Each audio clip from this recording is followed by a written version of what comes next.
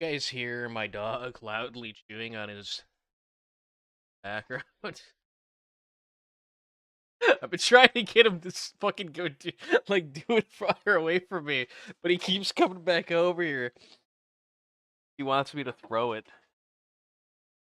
Buddy, you gotta fuck off. Stop bringing me this damn ball. Get out of here, man. I'm gonna keep it next time you here with it. But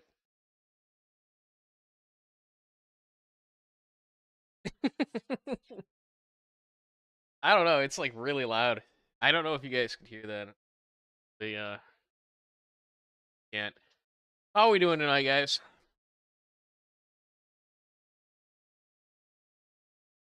Happened with the other stream with Basuga? Yeah, I nuked it. There are a lot of hard R's being dropped out. So I had to nuke it. And there's some guy that stopped by that was like he's like a pro, he's like a kill all white people kind of guy, so I imagine that he was reporting the channel, so I had to get rid of it quick.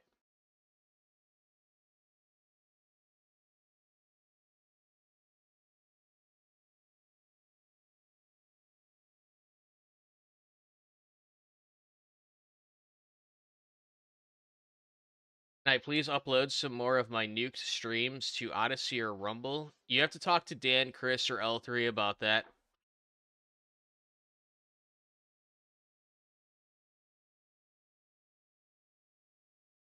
He's got those are the guys that do like the stream archiving. Buddy, I'm gonna need fucking out from under the chair. What you doing, man?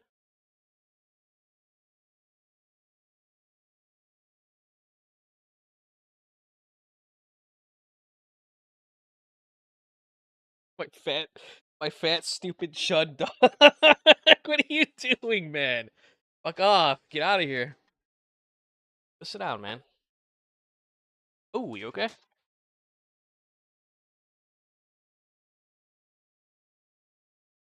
Yeah, like he didn't want to give me the ball, so he like, hit his head against my armrest.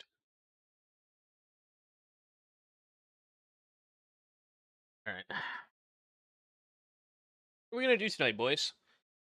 What are we gonna do tonight, boys? What's the plan here? What's the plan here? Got a couple hours in me. I just woke up from like a long ass nap where I did not want to wake up. Unfortunately, I did.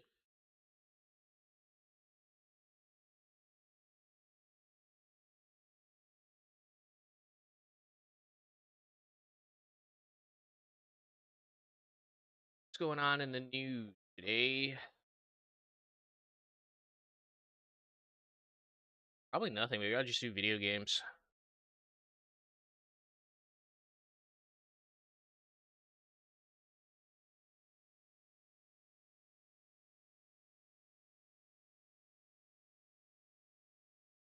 Reddit's anti-gun shooter game. What the fuck?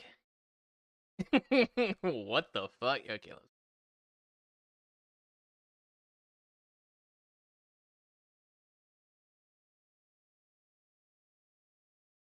This base, you belong to me. You follow my orders. Insubordination will not be tolerated. Dinner's ready. You're gonna run this drill until you get it right. This company is not liable for the actions of our customers. It's just you and me in here. What have I done? Did you see that? This company is not liable for the actions of our customers. My God, what have I done? I pulled the trigger. Guns are evil! Guns are evil! What have I done? Bro, I feel like if I killed somebody, I would actually, like, I would sleep without a problem. I don't know. I'm just built different. Customers. It's just you and me in here. You can't shoot your way out of that. They make games like war and war like a game. They make games like war and war like a game. They make games like war and war like...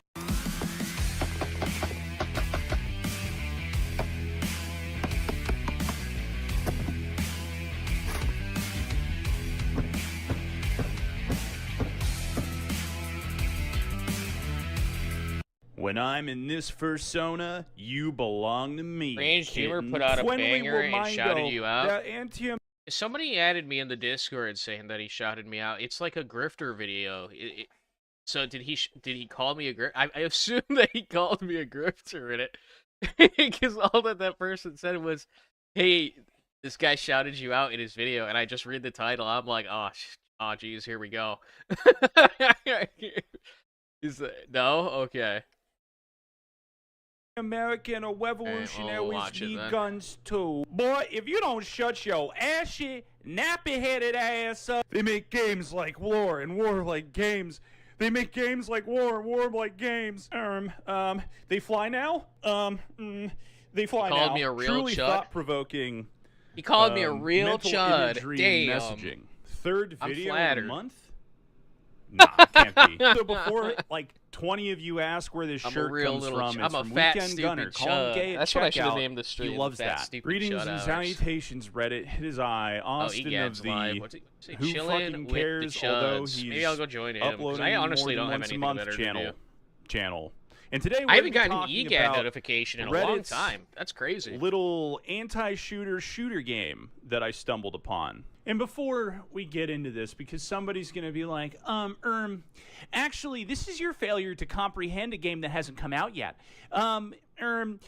Really, it's media literacy, and you're not passing the heckin' vibe check. To this I say, eat shit, you fucking MiG-15.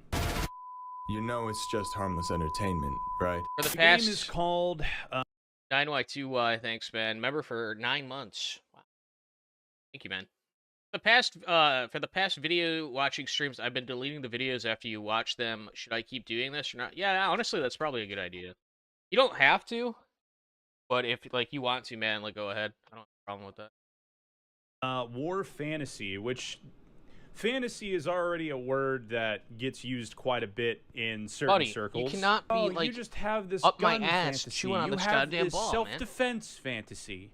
I have a Lockheed Martin or Raytheon fantasy. The game very undoubtedly, and it hasn't come out yet. If this game was just like the Stanley Parabellum, if you will, and I'm all for it. That's cool, I guess. It's clearly this like, oh, you know, shooters promote violence and, you know, young men getting into guns, which is how I perceive it. But it's done I can't in a focus very on the video. dramatic Reddit-esque type way, and I have a feeling it's going to be like that one game, I forget the name of that I talked about, where Gotta get, like, out you're from under my evading desk. an active shooter. You follow my orders. Insubordination will not be tolerated. I want a body count, and you're gonna give it to me. Dinner's ready. You're gonna run this drill until you get it right. I don't care about the subject matter. I care about user engagement and retention. The modern battle space demands a new form of training. How have you never heard of War Fantasy? Am I losing my mind, or was that the fucking XCOM guy? The modern battle space demands a new form of training. Nah, How it's have not. you never heard of They're War going Fantasy? for that voice, but If you disobey me again, I will eat the skin not so off good. of your I'm not a face. person, I am Now property. Pick up the rifle and go again. and property's Pentagon is evil. threatening to pull funding if we don't change the story. What did your game Bro, look teach? at this fucking.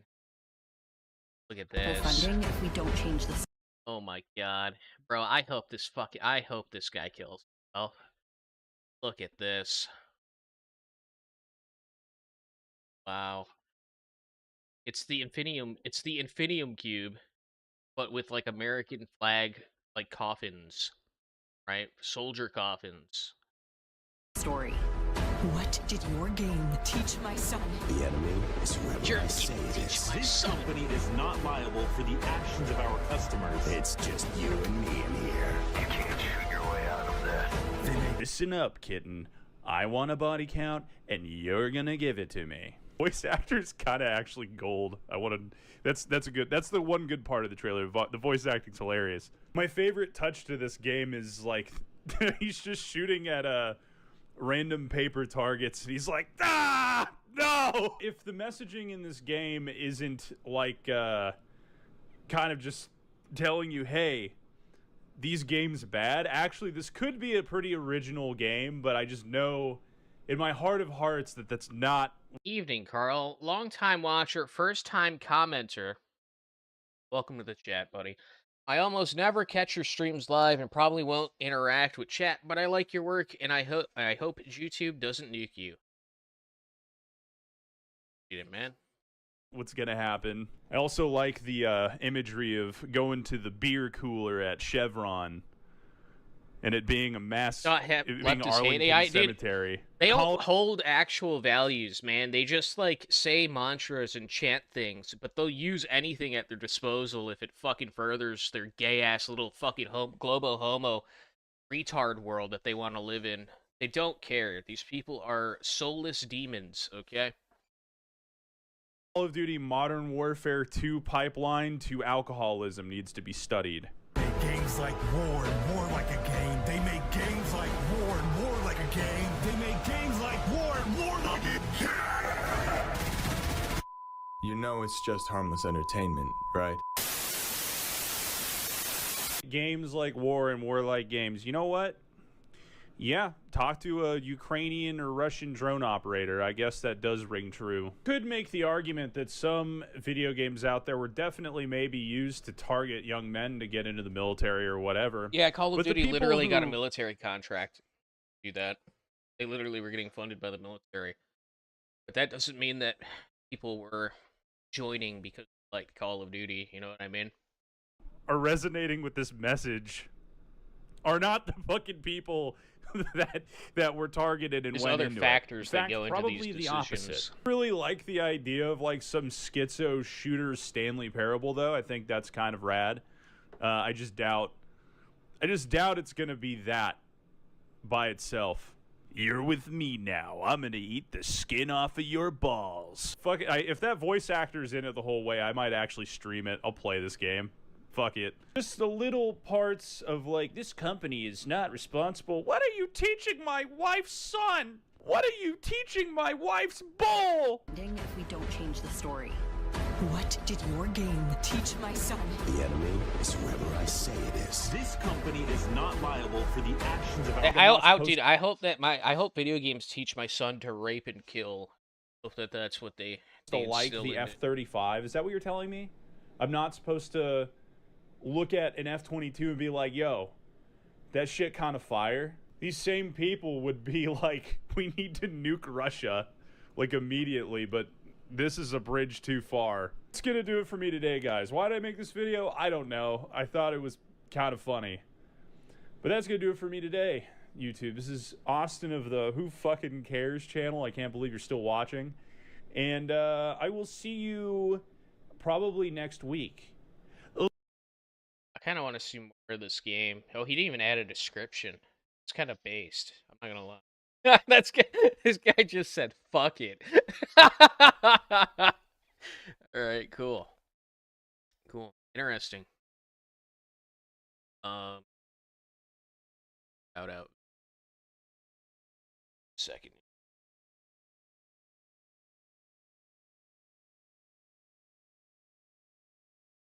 Guy showed up while I was like wasted. Yeah, I'm glad you liked his first impression. I'm glad I left a good first impression. That's funny. Where the fuck is this? Oh, I think it's in...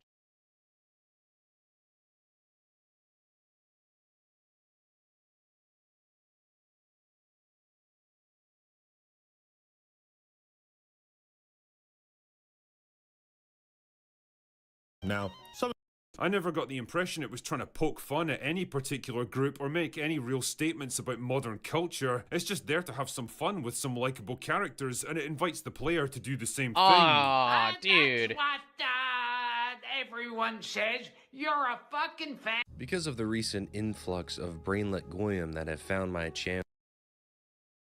I'm not online enough to know what the fuck you're talking about. Jesus fuck, talk about a comment section full of spiraling basket cases. Well, I mean, a lot of the stuff that you're seeing is the direct result of a basket weaving forum. So that's actually a pretty fucking intelligent comment. I'm not gonna lie. I would say he's a grifter. He's just someone who as double A, but it wants the propaganda to be better. Who the fuck is double A? That couldn't even tell you if they had breakfast that morning or what a smoke alarm battery is. Allow me to explain. The way you're talking about critical drinker, I'll unsub. Name is YouTube censors everything. Dude. That's a high IQ fucking poster right Even there. tell you if they had breakfast that morning or what a An smoke opinion alarm I don't battery like? is. Me? YouTube censors every comment? An opinion I don't like? Unsubbed. We gotta agree on everything, dude. Goddamn. I feel like it's like the same problem with that one guy that we were watching, right? Where I was like, I just don't understand what this guy like wants. This guy just like expects too much. How exactly is Drinker a grifter? I'm not up to most recent events, but the dude has made extremely digestible videos clowning on woke DEI slop for years. The only thing I trust him on is games, and he makes me film reviews. He makes film reviews 90% of the time anyway. No, I'm so fucking tired of hearing talk about woke slop. I can't fucking tell you. Humor, I love you. But your young guys need to learn the difference between a grifter and a recovering normie. Okay. We will we will never win if you make everyone the right of Fuentes. Everyone to the right of Fuentes the enemy. We don't have to moderate, but we have to be likable. We have to be more approachable than the left. Far left are even the Zionist right. The far left and even the Zionist right, or we are fucked. Holding everyone to fucking purity test is not it. I think it's a purity, right? Like, either are a grifter or you aren't. It's pretty fucking self-explanatory. Allow me to explain definitively what a grifter is. You're such an idiot, it's just hard to even imagine. To the people who have no grasp of what the word grifter means or how to spot one, have no fear because this video is actually for you. A grifter is a content creator or critic who presents themselves as offering genuine analysis or passion for games while primarily chasing personal gain, money, views, influence, political standing, or status through deception. I mean, that's probably the modern definition of it, right? Or manufactured authenticity. Right, so I feel like that's pretty accurate, minus the gaming / media. It's really anything. It's anything, right? It doesn't have to be games or... These people are truly fake to the core, or controlled opposition if you prefer that term. These are the kinds of people that masquerade as genuine while they would probably betray you at the That's a good one for... Yeah, Smash definitely is like a very sus guy who popped up out of nowhere. Like, we're talking... This guy literally got into a documentary about, like, the GameStop stock market squeeze. And he had like 1,000 subs at the time, but he was being like referenced as if he was some like influential guy in this sphere. Meanwhile, he's getting like 20 views. You know what I mean? Like, it's very suspect. And I just hate this guy so much. I can't look at him and not feel anger. Assign their income or fame or standing with others might fall in jeopardy. Ultimately, the best way to describe them truly is parasites. And willfully following or defending these kinds of people after most of the information in this video I share with you, I consider you no better than them. Because I think your decision to live within a bubble of conformity and being too afraid to face the reality that we live in a declining society that is overran by your future scholar and doctor and facilitated and funded by a government that is bent on your own destruction of your people, I do think of you as a complete traitor. When you don't point out the propaganda in games, movies, or any bit of entertainment and grift the movement to stop such things or even slow the radicalization of rational thought, you are at least willfully fake and performative of a person filled with greed. A question. Yeah. Has God taken the anger out of your heart? Why do you ask that? I just curious. Now, to make myself clear, we are going over the blatant grifters in this video. And yes, sadly, since these are real people and we don't live in fiction, we do still live in clown. Please tell me he shows Act-Man at the fucking Pride Parade, dude. Please tell me he shows that. More people need to know about this. Do not harass these people, and this is for entertainment purposes only. With that being said, though, yeah, wink, blatant wink, nudge, grifters nudge, such as Critical Drinker and D. All right, Hitler. Got orders received. Me on TV, Smash JT, Andy Pants Gaming, Mauler, Quarter Pounder with Cheese, orders just to received, name a I few. understand. This video might be considered a part 1, leading to a different kind of grifter in the second video. A much more sinister and far worse kind, I think, belongs to its own He doesn't name pretend itself. to be an interloper. right. An interloper is an. What you do? Okay, so the Act-Man, yeah, he doesn't really pretend to be right, but what he does do is he will latch on to the fact that like right-wingers are making a big fuss about a game and then make a video agreeing with like pretty much all of their talking points, right? He just doesn't do anything like specifically political from what I've seen of him, right? It's more like he will find everything to criticize that he possibly can about the game and express how much he fucking hates it, how bad it is. And then meanwhile, like the guy's showing up at like a gay pride parade. He's just using you for like views, man. That's all it is. He's using your chud rage for his own personal gain. Unwanted person who enters a place or group or situation where they do not belong or not welcome. There are a few examples I could rattle off, but I'd like to save that for the next time as I do want to do more research. Since when someone is intelligent enough to skin suit the chuds, to skin suit the right, it requires more work to expose their insincerity, because it has sadly become profitable to be inflammatory. I think one of the best places to start is with Andy Pants Gaming, who I have a great hate for. I find his drivel so uninspired and fake, where just in his voice triggers a sort of self-defense in my brain as telling me this guy is not genuine or sincere. I personally feel the more gay, lesbian, trans, and female characters we have in games, the better.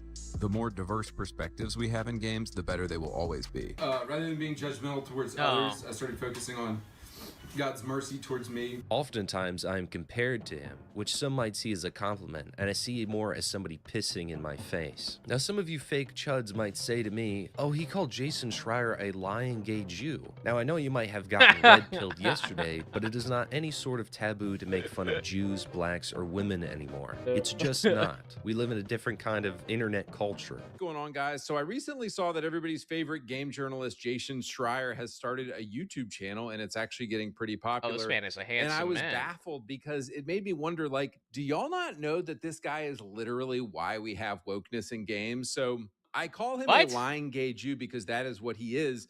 By definition, he lies. Gayness is his sexual orientation, and he is Jewish by nationality. Rather than being judgmental. He's Jewish by nationality. I think he meant ethnically, right? Like, what does he mean? Like he's Israeli? I've never heard someone called Jewish by nationality. What the fuck are you talking about? Towards others, I started focusing on God's mercy towards me. You're such an idiot. It's just hard to even imagine. Within this video, Andy Pants doesn't go any farther than just saying this is his nationality and labeling him as Jewish and gay. Because, yes, Jason Schreier is Jewish, which is true, but Andy Pants may or may not even understand his own words. Which, I mean, this is actually something Andy Pants is very skilled at. On my gay ass art projects. Some confused ass troon. And so gay, fat troons. And you hire a bunch of black women and fat dykes trooning out gay ass art projects. That's what they think. Rather than being judgmental towards others, I started focusing on God's mercy towards me. It is undeniable that he is skilled in his craft of grifting, where he knows the buzzwords that might grab the attention of room temperature IQ golem goyim. He says the right words, gay, Jew, black, no more masculinity in games. That's one of his favorite ones. For someone like Andy Pants, if you were to honestly ask him what he thinks about actual propaganda in games, besides just saying buzzwords to cover his own ass, you would find it hard to get a good answer out of him. Because it's a grift, and he doesn't truly believe what he is saying. He just knows the right things to say. A good example is the things he does not talk about in his videos, such as the propaganda within games and media to push the normalization of miscegenation. This is one taboo aspect that you could call out a lot of grifters on. Why constantly being force-fed in every form of entertainment, black women with white men and white women with black men, is a targeted and very calculated effort stemming back ages. If it doesn't matter, why is it pushed so hard? A lot of people, I'd say it's even more than that. The fact that you even see black people in media at all is a symptom. It is like there was a marvelous time in the past where you didn't have to look at black people ever turned on the television. It was in black and white. It was a fucking long time ago. You would feel like you're looking at caveman walls, but there was like this magical moment in history where you're not forced to look at these fucking people. Only say gamers want good games overall, and diversity isn't the issue as long as they don't look at the camera and say, I am a trans half-black Indian super scientist that is also a girl boss. Because Yeah, most people are far too dumb to articulate even the quarter of real propaganda pushed on them. It is subconscious. I mean, this intro to his Indiana Jones video speaks for itself. So I had every reason to think The Great Circle would be woke as hell, but then I played it, and I gotta say it's actually pretty good. If you think about what myself and others do on these channels, we are begging companies to go back to normal-ass video games.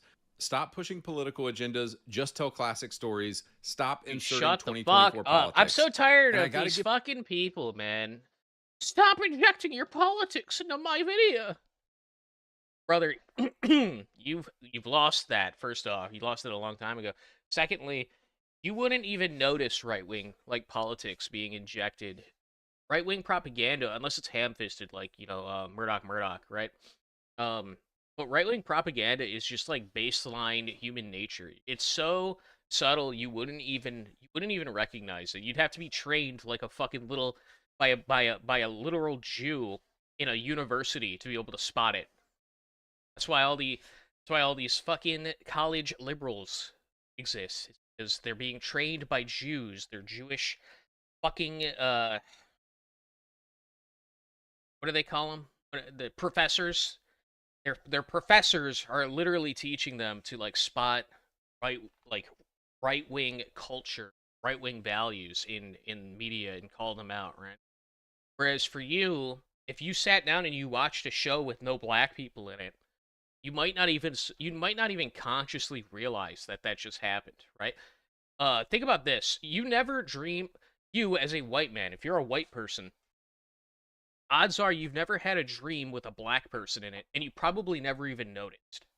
Probably were unaware of the fact that you have never seen a black guy in your dream, right? And it's like that. That's what injecting right-wing politics into a video game would be like. It would be Mario rescuing the princess. You get it? Give them credit, they gave us what we've been asking for. Willensschwache Männer sind am einfachsten zu manipulieren. For God's sake! Who cares? You are both stuck in the past. And right now, there is a great Got chased evil by a black guy in your dream? spreading throughout the world. Could have just outed And yourself. we can choose to fight against it or each other. I've never had a dream with one in it. Stop there! It's okay. He's with us. We will stall them. Take the boat down by the river. And good luck, Dr. Jones. Thank you. Go! Go now! Ma! Andy Pant's greatest failure is his interview with Act-Man. Buddy, this is the Act-Man here. Recently, I did a debate with the YouTuber Andy Pants Gaming. Yo, Now, if you're going, some of you may be familiar listen, with bro. If you're gonna fucking talk to this guy, you better be ready for an ambush. The only reason this guy's gonna fucking talk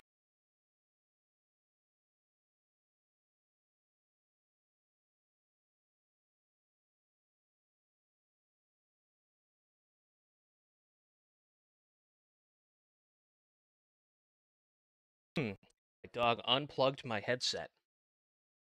Oh, I said he kept coming underneath my my desk. Well, this time he unplugged my headset. Anyways, if you're gonna fucking talk to this guy, just be ready for an ambush. The only reason this guy's gonna talk to you is if he thinks that he could profit off of you, right? That's literally it. This guy doesn't do anything unless he's gonna make money from it. Look at literally every video he's ever put out. He has never done something because he's passionate about it. The only thing that he's ever done is ride a wave of nostalgia or right-wing outcry. That's all he does.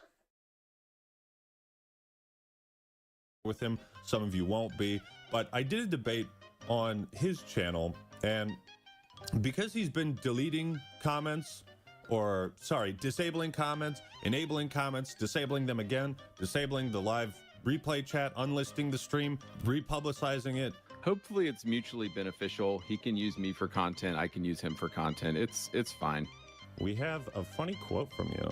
I found your old video on political bias and game journalism. And again, just bring up the fact that he went to a homosexual pride parade and watched men fuck each other in the ass.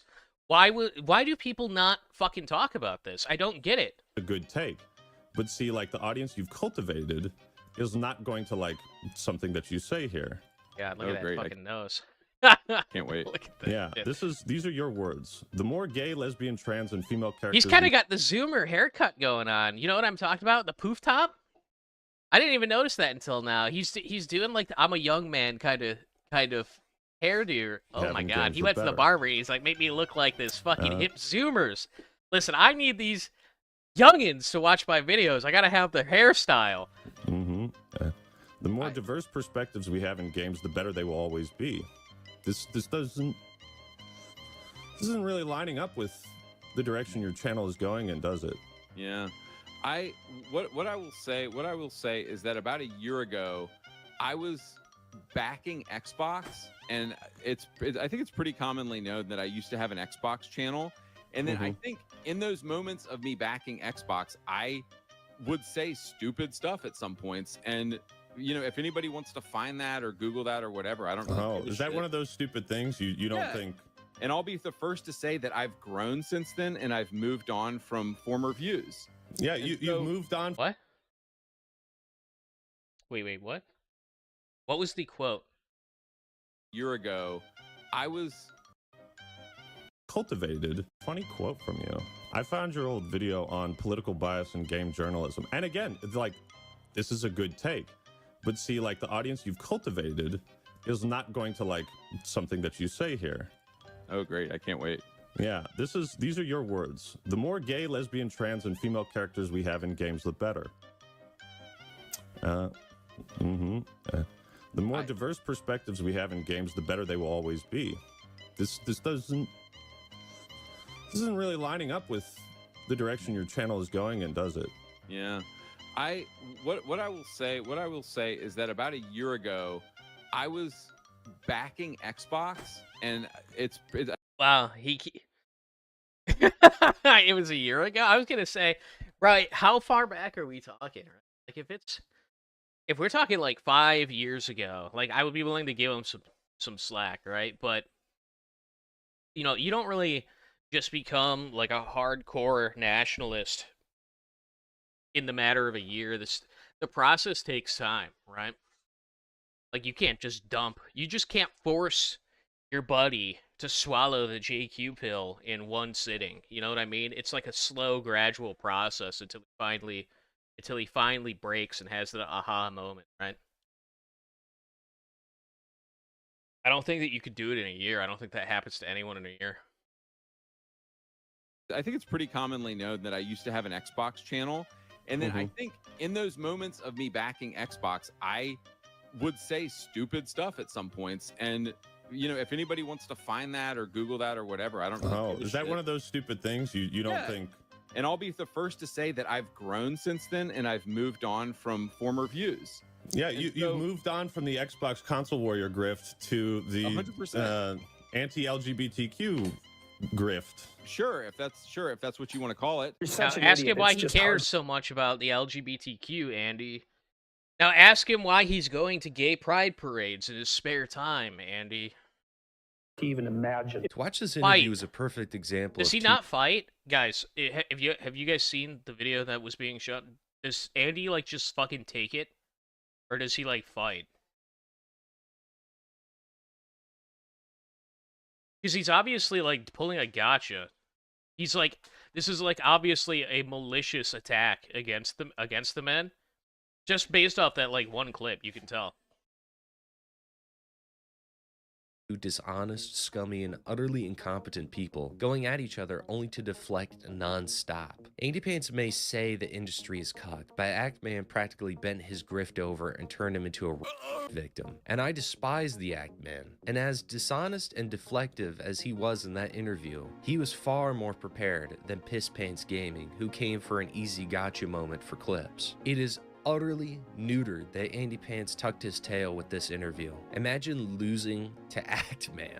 It's honestly pathetic. I found it a test of rage to see and hear the deep smugness of Act-Man with an ego unchallenged as his. Especially like the part where you were like, why don't these YouTubers talk about racism directed towards white people? Yes. And you know what? You're right, bro. I started working on a new video. It's called "Why is the Great Replacement Theory So Bad?"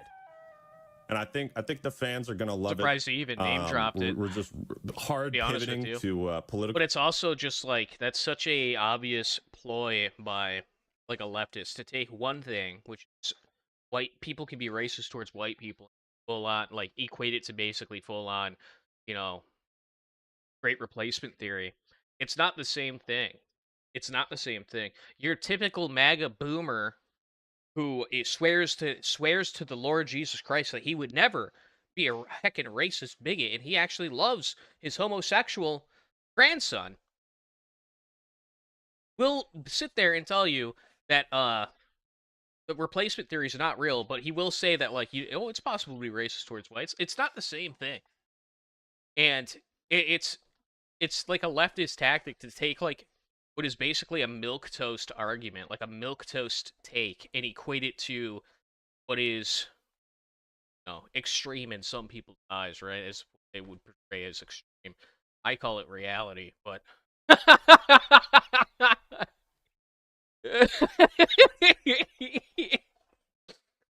oh, funny how that happens. Content on my main channel.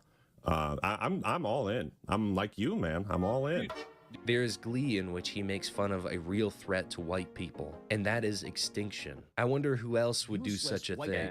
Also, to anyone who has affiliated himself with Act-Man and claims to be based, you know who you are, and I will see you in the next video. You honestly have to answer for that, because I will call you out as a grifter. This leads us to someone else who has built their entire channel on culture war nonsense that I have an endless amount of contempt for, and is a good example of what I would call safety net content. So apparently it's not enough that I've been gushing about this movie on social media for the past couple of weeks and talking about it like every open bar. It seems like I just can't complete my character arc. You guys like this guy? You guys have told me to watch this guy, like, a lot, haven't you?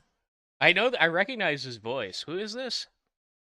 Give you a full video review of it. So, okay, fine, I guess you win. Sinners is a really good movie. In fact, it's probably Ryan Coogler's best work of his career. People would probably accept two things. One, raising awareness of social, cultural, and environmental issues. Don't fucking be a retard to me, please. Please don't pretend to be retarded, right? Critical drinker? Oh, okay. Bad thing. Neither is encouraging people to look at the world from different perspectives, or giving historically underrepresented groups or problems a bit more visibility and attention, or trying to move beyond tired and damaging old stereotypes. The point I'm making here is that incorporating progressive themes and ideas into entertainment is no different than incorporating traditional conservative themes and ideas. They're both just perspectives that the audience is invited to consider. So maybe it really shouldn't be too shocking that he jerked off award-winning anti-white film Sinners, specifically praising the twerking and crip-walking scene, as that's black excellence right there. That's the culture, white boy. White people don't even season-day Saul victims. Drinker then acknowledges that while the film they were twerking all the way back in the free times. Back in the slave day, they would be twerking. They'd be twerking out in them cotton fields. Shit. that you'd be a fool for not noticing, the genetic hatred against his people was done so well that it actually enhanced his viewing experience. One thing that also got people talking about this movie were the allegories with contemporary culture and racial politics, and honestly, if you can't see the obvious message behind parasitic white vampires infiltrating a prosperous and exuberant expression of black culture to literally suck the life out of it for their own benefit, then well, maybe movies aren't quite your thing. Seriously though, as much as Kugler clearly has something to say with all this stuff, it's integrated intelligently enough into the narrative that it actually enhances the film rather than detracting from it. It doesn't batter you over the head with its message, but instead invites you to consider what it might be trying to say. Critical Drinker and the wider self Fellatio, oh, sorry, I mean EFAB, a coalition of some of the worst people to grace the internet. This safety net content will control... Dude, I keep hearing people talk shit about this fucking podcast thing. I've never seen a single episode. Why do people hate the smaller guy so much? It's just I don't know. I don't know. It seems like every fucking everyone knows about this shit, and I don't. I'm just out of the I'm so out of touch. So out of fucking touch. Controlled opposition is meant to catch the majority of the normies from drawing logical conclusions, or dare I say, noticing too much. Because woke only means trans BIPOC main character, not the constant struggle of the white man to maintain the slightest bit of his history depicted in media truthfully, without shoving a bunch of browns or third worlders into it to humiliate white history, and not the freefall moral decline of women willingly destroying their own ancestry. These are the kind of things you will never dare see critical normie consider, or any of these other grifters mention, because we only want well-written movies. Isn't that right, Chud? Oh, if only our movies and games were well written. As long as it's well written, then you can shove as much propaganda as you want in it, and he'll be fine, especially if the propaganda isn't blatant. And if critical normie slips up in his grift, in which he has gotten caught on before, you can be assured his brown-nosing friend Mahler will gladly lap up the mistake and defend him to the bitter end. And here's the thing. Dispatch is actually pretty good. Yeah, there's definitely a few rough edges on the story front, where I think the episodic structure lets it down a little towards the end, and some of the mini-games do start to wear thin after a while, but the things Dispatch gets right, it gets extremely right. The core characters are by far the best aspects of this game. Is that Black Einstein? Yo, dude.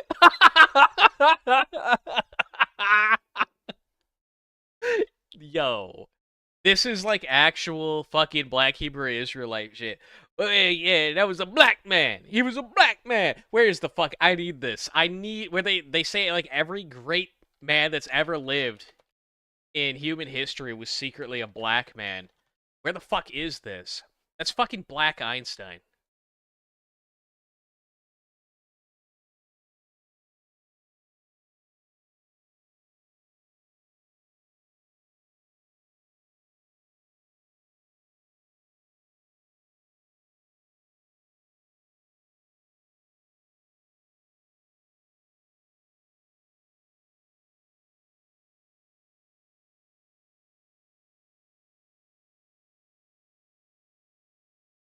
Oh my god, I can't find it. Fuck, man.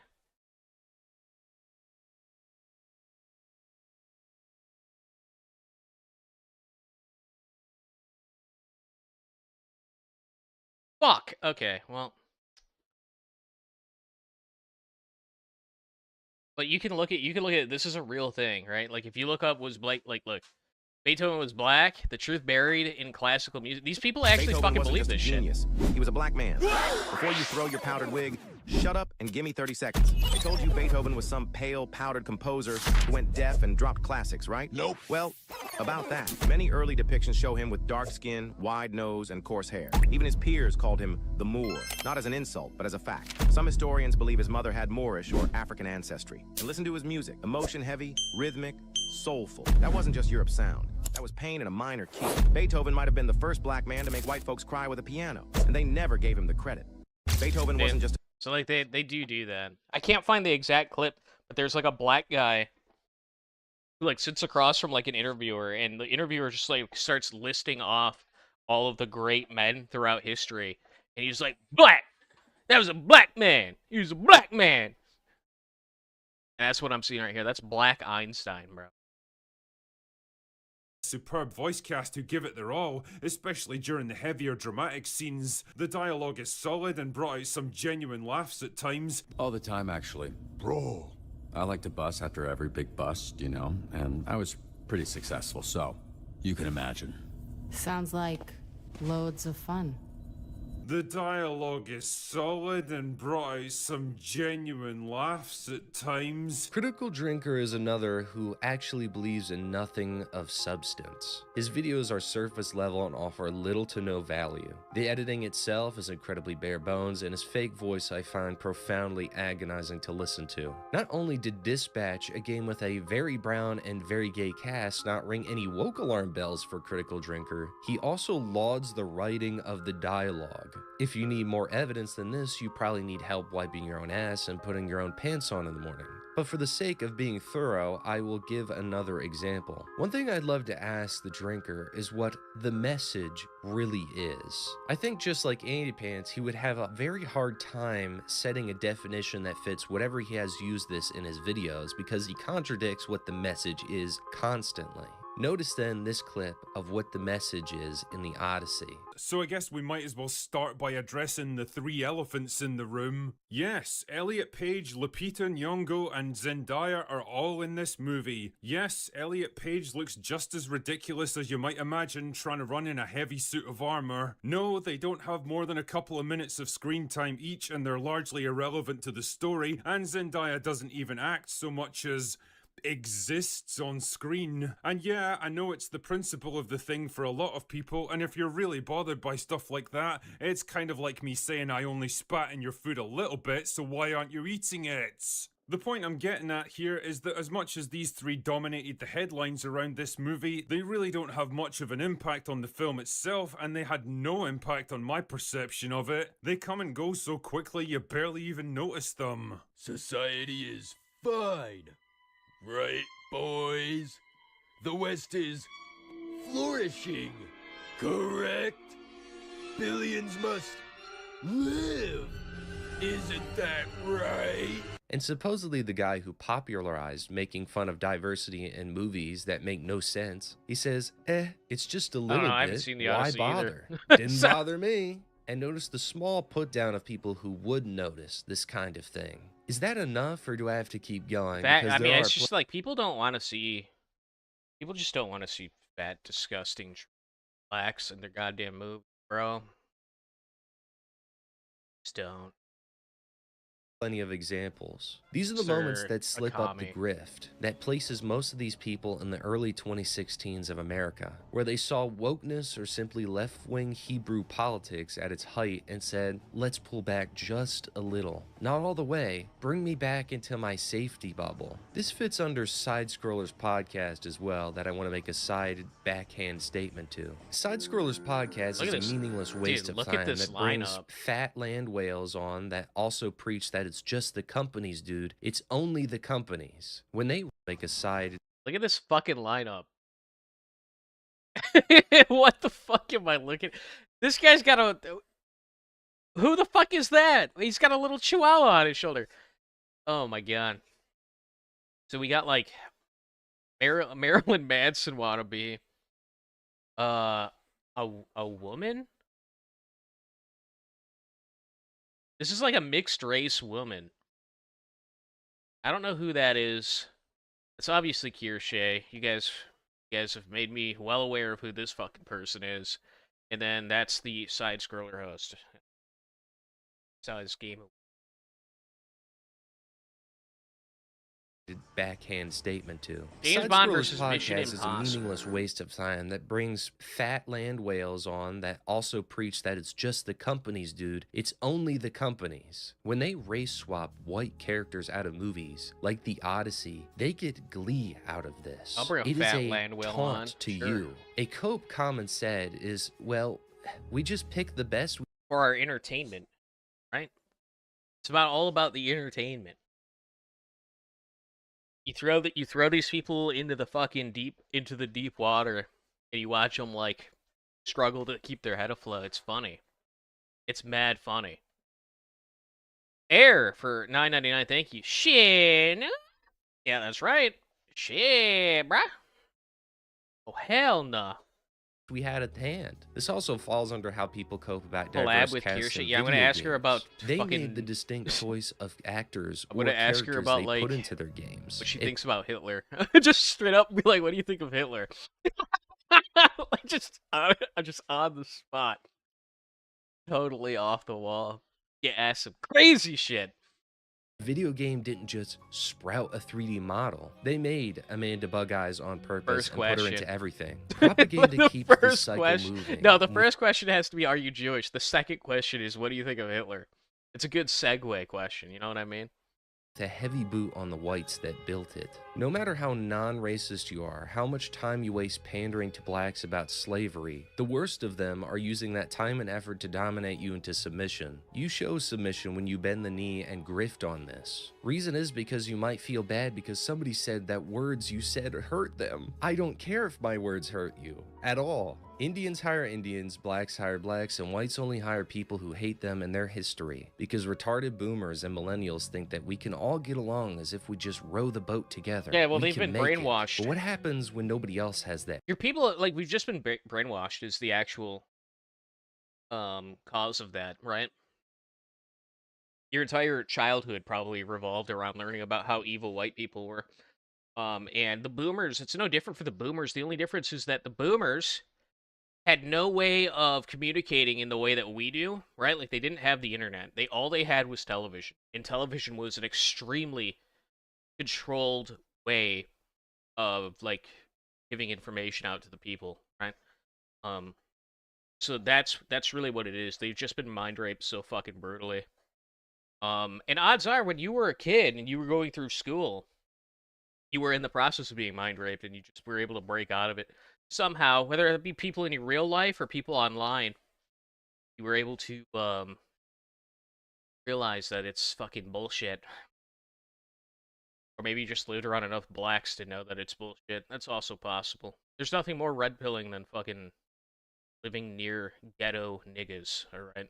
That plan. What happens when the other side of the boat is rowing against you, and you just added more numbers to their side to row? Congratulations, you have created your own destruction. You actively cheered for it. And to try and do anything about it comes women, and not even feminism at all. People blame feminism widely, because a woman is inherently liberal and will take the side of your destruction because they cried once. Women are nurturing, that is their quality. It is a good quality. But they don't have children anymore to protect. So they must find something else to fill their nest, and most grossly they have chosen the people who are flooding your country to be their babies. Meanwhile, the scholar and the doctor who said all they wanted was better life in your country, out of their own shithole, have raped 12 within the last hour. But we should feel bad for them. These anti-woke grifters are not your friends. In fact, they have contempt for their audience, seeing you as something to tug and pull around in manufactured outrage, wasting your time while they can play any side they want for more attention. They will never throwing, say like, the fucking hard monster things cans or at something these that might jeopardize their World of the source of World income. They are or the willfully world's ignorant to the real issues and have robots? What is consistently that? shown they know how painfully brain dead their audience is by playing them like Goddamn fiddle!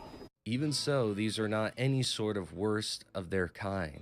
The fake Chud, I would say, is a more grotesque skinwalker. Certainly a skilled one that has to be able to infiltrate so deeply. Many of these kinds of people have cracks in their persona though, because no matter how good you are at hiding yourself on the internet, you cannot keep it up under endless scrutiny. Regardless, I hope this video has given good examples of what to look for in a grifter. We could spend the time and go over every single one I guess and people do, why, yeah. but I think People giving do you the fucking tools to think for pretend to be yourself are more chuds. important. That's true. And many of the chuds are very flawed and sometimes contradictory people. Oh, there it is.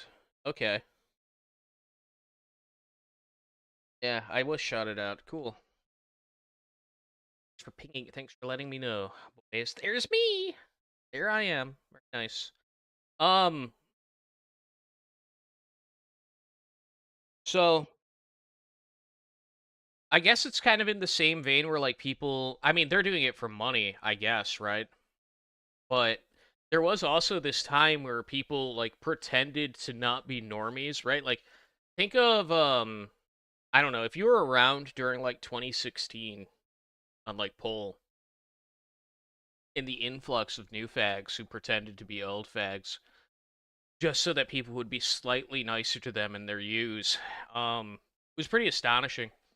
There's also a lot of people during that time that pretended, like YouTubers, that pretended to be like 4chan users when they weren't.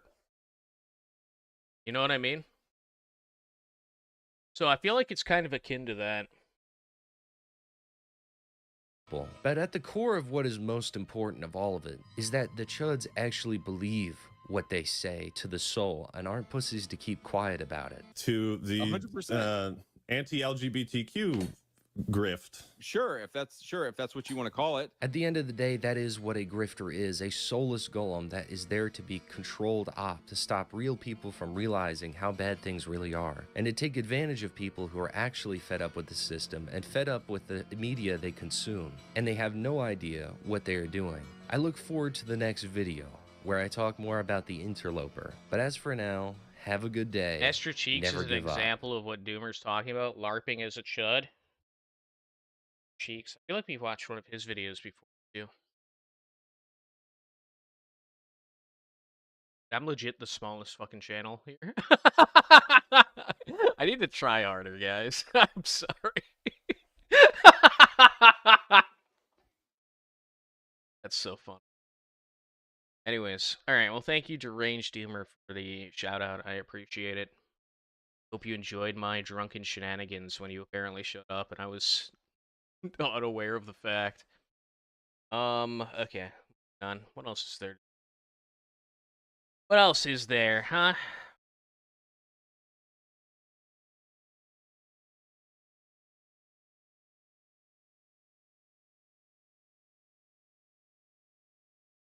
Let's see.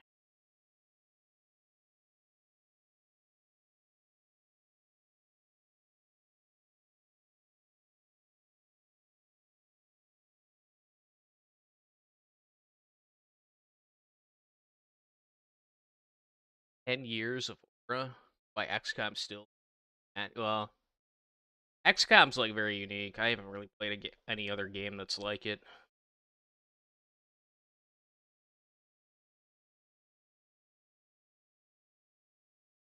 Elon Musk doesn't get it. Elon Musk doesn't get a lot of things. He's still doing the thing where like he pays a Chinese man to play on his fucking Path of Exile account and pretends like he's really good at the game, which is just so fucking embarrassing. That's such a fucking faggot thing to do. I watched his Red Dead Redemption 2 video and it bummed me out because I kind of enjoyed the game. I think that like Red Dead is an enjoyable one-time playthrough game, but dude, if you can somehow like stomach that game a second time, you might have a problem with movie games.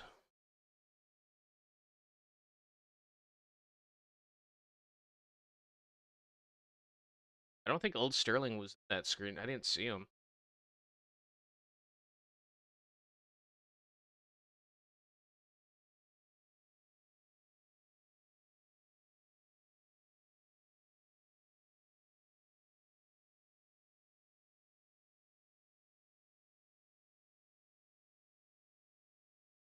Man.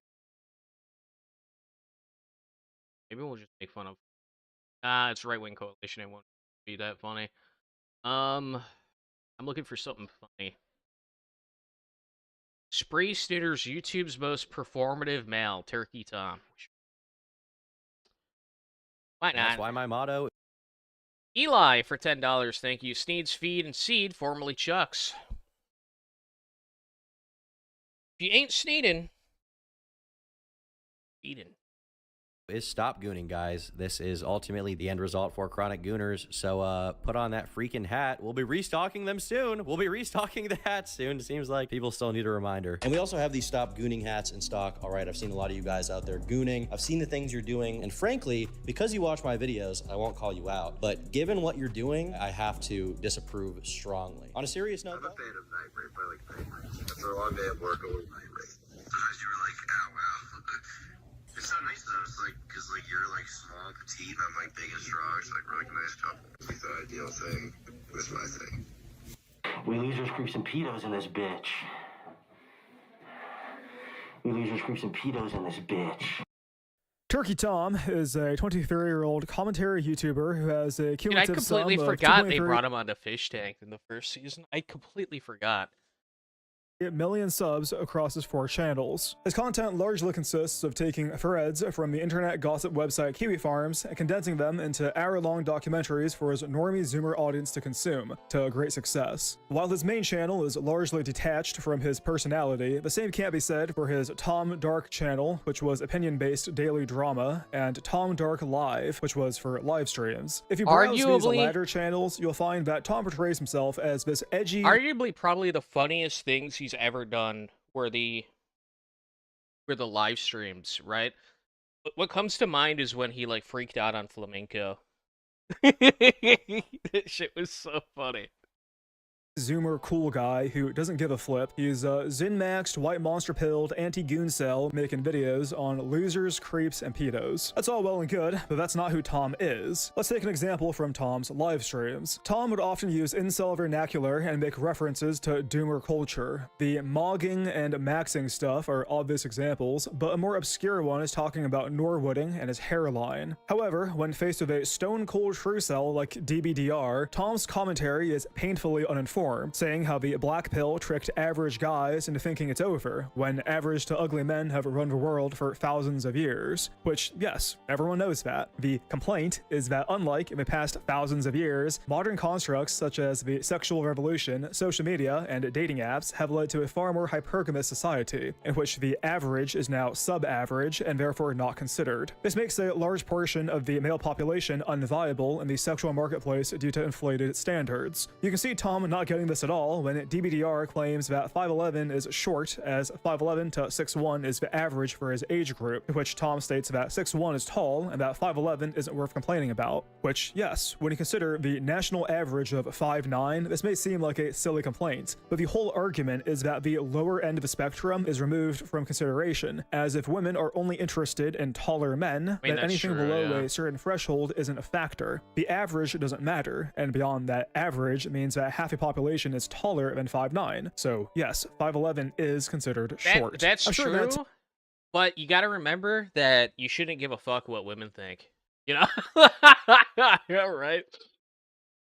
You gotta remember that. To normal people, this may seem silly and autistic, but Tom isn't a normal person, and despite building his image on this stuff, you can tell he knows basically nothing about the subject. The live stream format is crucial here, as there isn't time for his team to write him a script or give him references. This is purely We've talked about like how I did like DBDR until I started hearing him talk about like what he does in his free time, right? And it became like very obvious to me that like it's not just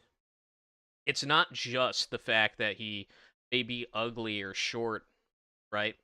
In the grand scheme of things.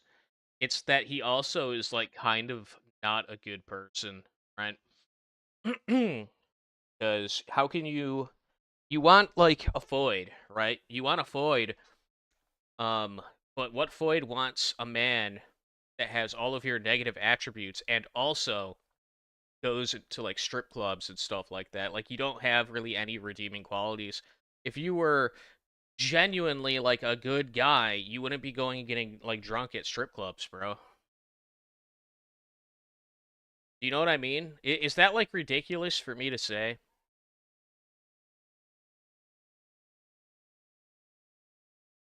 Strip club was once 3 years ago because his friends asked him to go. No, he talked about it way too much for it to be a one-time thing, dude. He's improving? Oh, I hope so. On the subject, and all he has are normie platitudes, like saying how DBDR just needs to go touch grass, and how women care less about looks than you'd think. It's all about personality, bro. When the argument is that an average guy would never get a chance to demonstrate his winning personality. They care about money, looks, and personality. The third. Personality specifically meaning you can make them laugh, right? Comedy. After that, you've got no hope. Like, those are the three things that they care about.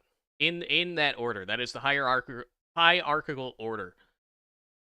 personality on account of now being sub 5 as he's under the necessary thresholds. The point I'm making here is that Tom doesn't know anything about a core tenet of his online persona. Another example of this is when it comes to politics. Tom will say slurs and call things based, and he uses chuds and jacks in his videos, but when faced with actual right-wing chud content, such as Synthetic Man observing the rates of miscegenation in the Fallout TV show, Tom whines how Synth's whole business model is calling anything with a black guy in it propaganda, as if the overrepresentation of ethnic minorities in media and culture isn't so prevalent that it's skewed the perception of population demographics. According to Tom, however, the real reason Synth objects to this is simply because he's consumed too much interracial adult content, and so he's insecure of black guys when the disproportionate amount of miscegenation is so blatant that minority groups also take exception as they fear the loss of cohesive ethnic identity. And beyond that, Synth was swimming in black pussy in his youth. I mean, this is basically what the guy does for a living. He sees a mixed race couple and he goes, what the heck? A black guy and a white woman? That's fucking disgusting. And don't even get me started. Don't even get me started on the white guy and black It makes woman. me, I mean, what's it makes going me on fucking there? like Serious physically heck, ill. You are not allowed to get any black pussy whatsoever. Yeah, see, the black girl I dated is not the same for the rest of this shit. There was another girl who's interested in me, a really short black girl who was kind of fat a little bit, but I don't know, she wasn't like obese, but she was fat. She liked me a lot. She was my friend in junior year. There was a little redhead chick who liked me in math class also that year. Tom enjoys the skin suit of Edge and the benefits that come from it, like going on Fish Tank and hanging around the MDE sphere, but he won't engage with those ideas any further, and then he'll whine about Synth talking about a certain 2% of the population when he was hanging around Sam Hyde a year ago. I think it's because he genuinely looks up to Sam, though. I feel like, does everyone else get that feeling as well? I feel like Tom Dark tries to emulate Sam, like, a lot. Especially right after he won that boxing fight. Like, it became super fucking blatant that, like, Tom kind of just started mimicking everything Sam did. You know what I mean? Like, the way that he would record himself or do, like, his little like, shout-outs. Or he even started doing, like, the car rants, right? Where he, like, props his phone up in his car. It goes on fucking rants. In the same exact way. Doing like the little editing tricks with the camera as well to make it look a specific way. Of course, you could argue that Tom is also hanging around well-known leftist sex criminal Destiny, so who knows what he believes. And that's true. Tom was quite fond of him for almost 2 years. Makes you wonder how much Destiny rubbed off on him, They were but probably we'll get to that later. to be honest with you. Like, they were probably like, look at the... Fond of him for almost 2 years. Makes you wonder... Dude, niggas were kissing, bro. I'm telling you, that cocksucking video that came out, that was Tom getting head from Destiny. I know it. You guys thought it was Nick Fuentes. I was like, no. That's fucking Turkey Tom, brother. Wonder how much Destiny rubbed off on him, but we'll get to that later. If it's not clear, I don't like Turkey Tom very much, and the reason is because nothing about him is sincere. His best content isn't even his own, as he got it all from Kiwi Farms, and if you actually know the details on a subject, his videos will only serve to frustrate you, like the Sargon video where the comment section is full of corrections, and the broader notion of connecting Sargon to 4chan and Pull is comical. Tom doesn't know that, though, and odds are he doesn't really care, because everything about him is performative, from his content to his image, especially his image. And that brings us to the controversy Tom recently found himself in, where 2 of his exes went on Kiwi Farms and began revealing details of their violent relations with him. One of the girls, named Katie, is a BPD Instagram e-girl that he flew out, fucked, and then gave ringworm he caught at a furry con. The other is a girl named Sacramento, he met from Tinder that he dated for 7 months, and was even talking about marrying, before an Instagram kidcore ageplay lolly e-girl who he fucked and sent his dick to got hacked, upon which he was considering becoming anti-hero before that leaked and ruined his career. Now, that's a lot of information, and there's a lot more to come, including an interview that the girls did with the owner of Kiwi Farms. He would be hitting me and like choking me and slamming me down We've watched until I was this. like We know about screaming in this. pain because he Listen, wouldn't stop having sex. I don't know what this guy's gonna say about it, but I was 100% right and vindicated with what I had to say. These bitches were full of it. And honestly, what they were even saying made them look fucking retarded and made him look good, right? sex with me either.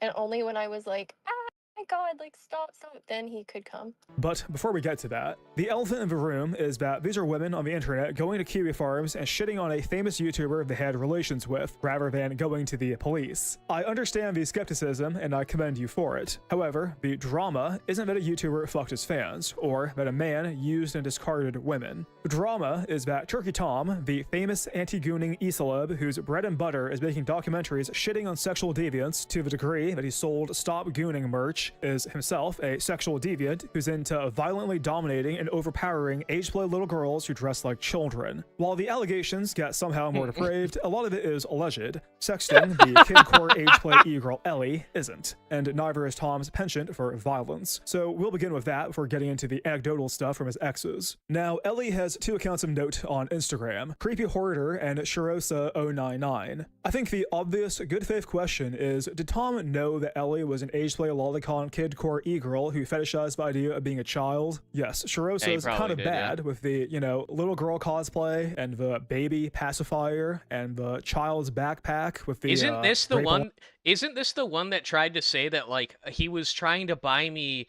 Hello Kitty merch and it was, like, really weird? Isn't that the same one? arm, but that's all on Shirosa. The Creepy Hoarder account looks slightly more normal, and when Tom flew her out and fucked her, which he denied doing, well, she looked 18. Can you prove that Tom knew? To which the answer is yes, because he followed both of them on Instagram. And even on Creepy Hoarder, if you scroll down one page back to when Tom followed her, you'll find the exact same stuff she posted on Shirosa, tagged the exact same way with hashtags like kidcore and usedcore, which I don't like those two put together. Even the shoes she wore when she went to meet him are the pink Velcro child ones. Specifically, they're shoes for toddlers. They're also the shoes that she wore the most in her, I really don't want to say thirst traps, but that's what they are. This is obviously a pedo baiting account. I don't know what other word applies here, and I can only wonder what Tom saw here that made him want to interact with this girl. What kills me is that this is all stuff Tom would object to in his videos, from all her lolly merch to the broader age play shit. Tom would absolutely make a video on an e-girl who dresses like a child. He would have some things to say, right? Like, he would have some, he would not be openly like saying that that's alright. That's very true.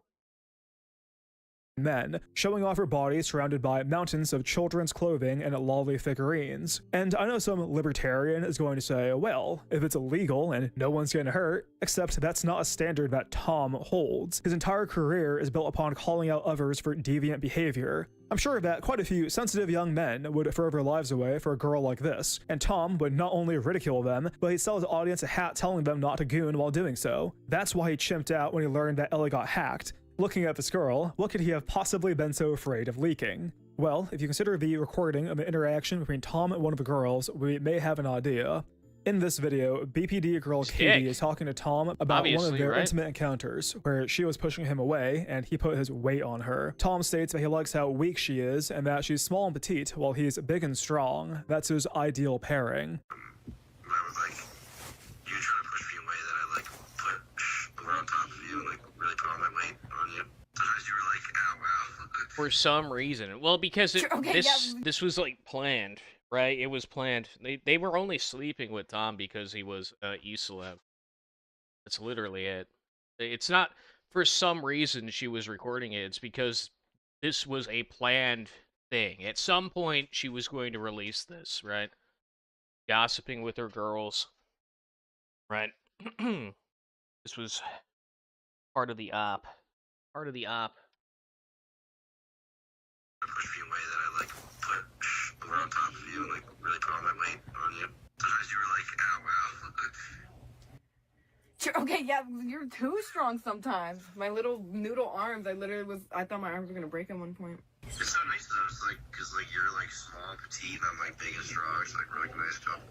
Sure, it's like a match made in heaven. It is. It's like the ideal thing. It was my thing.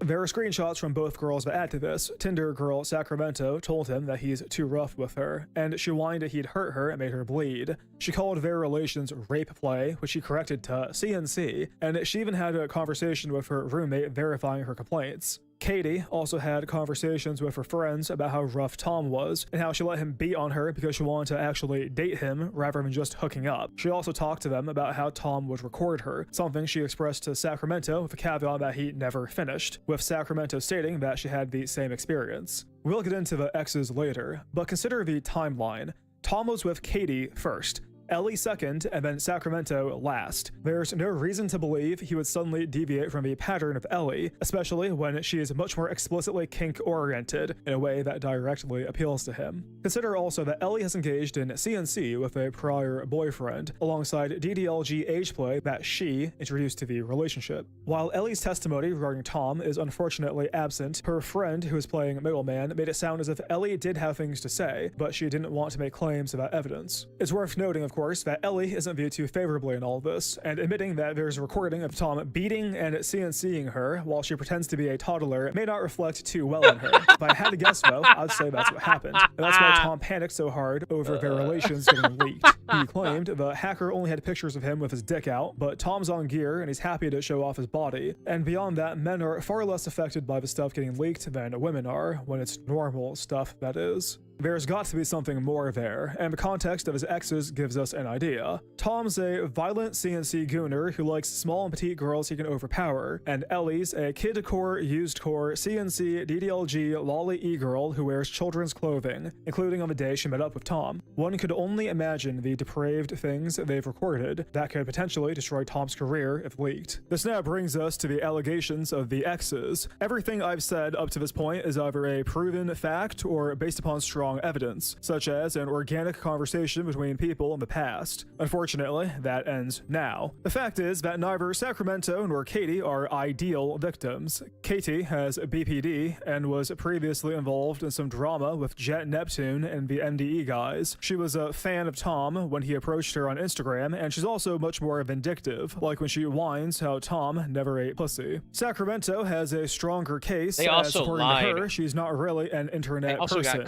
She met Tom on Tinder when he moved in to her area, and they had a much more serious relationship, to the point that he was talking about marriage and starting a family. However, Sacramento also admitted that she was in it for the bag, as Tom was miserable to be around half of the time, and supposedly her motivation behind all this is getting the word out that Tom's a degenerate so other girls aren't fooled by him, which sounds a bit too altruistic to be true. Both allege that Tom was rough and violent, something that is supported for screenshots, but to what degree? They also alleged that Tom would record them without recorded for screenshots, but to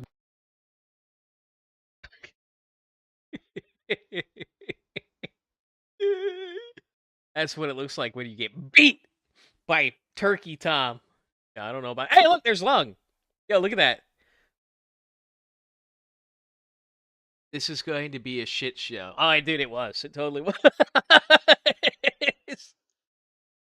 what degree? They also alleged that Tom would record them without consent, with Sacramento stating how Tom has a blackmail folder titled Just In Case, which may be related. Supposedly, it's full of calls and texts from his ex-GF named Kai, something Kai would later verify. But Kai has her own demons, and why would Tom volunteer his information to Sacramento anyway? And did he really keep all those sexual recordings that he didn't ask permission to film just for himself? Or is this another Destiny situation? For that matter, this may be the Destiny situation, considering how Tom was friends with Destiny during this time period, and Destiny was known for recording his sexual encounters without permission and sending these recordings around his circles. And Tom, hasn't Tom said that he's bisexual too? So I'm thinking, what I kind of think happened here is that I think that this whole controversy benefited Tom.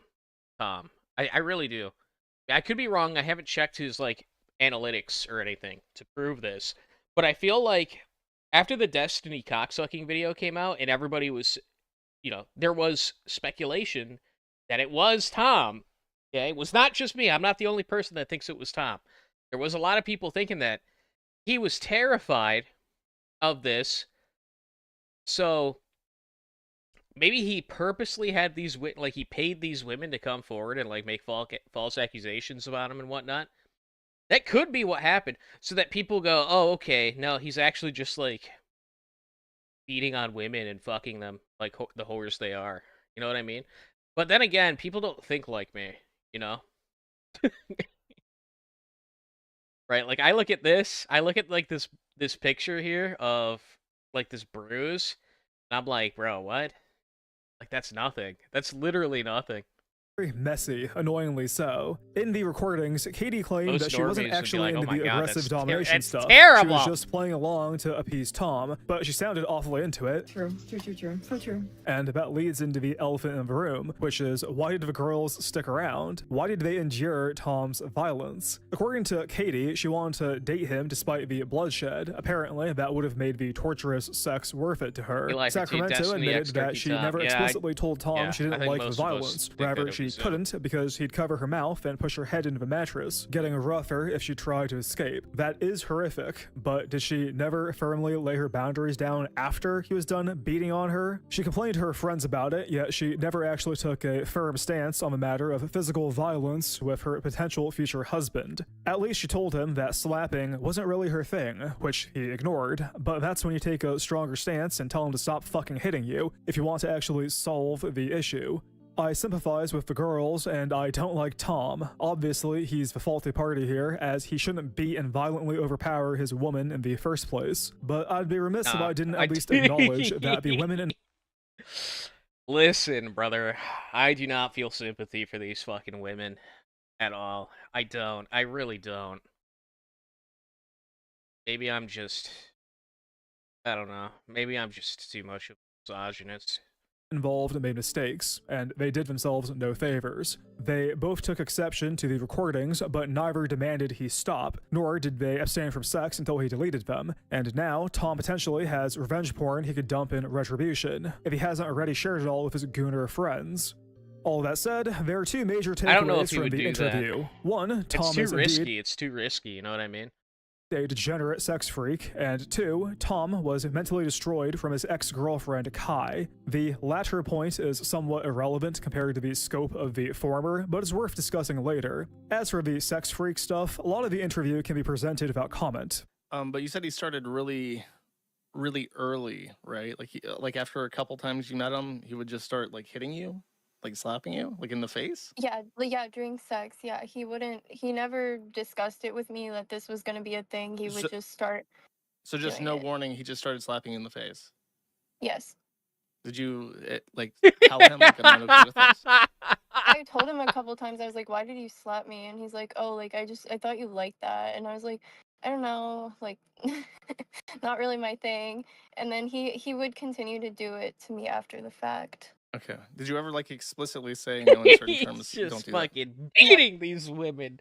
He's donkey punching them. Oh my god.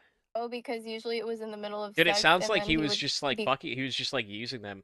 You know what I mean? It just sounds like he was just fucking them because they're whores, and he was treating them like the whores they are. That's covering my, my mouth so I couldn't say no. That's my Did you ever like try opinion to on like, it. break away from his grip? Yeah, and he would just like pull me harder.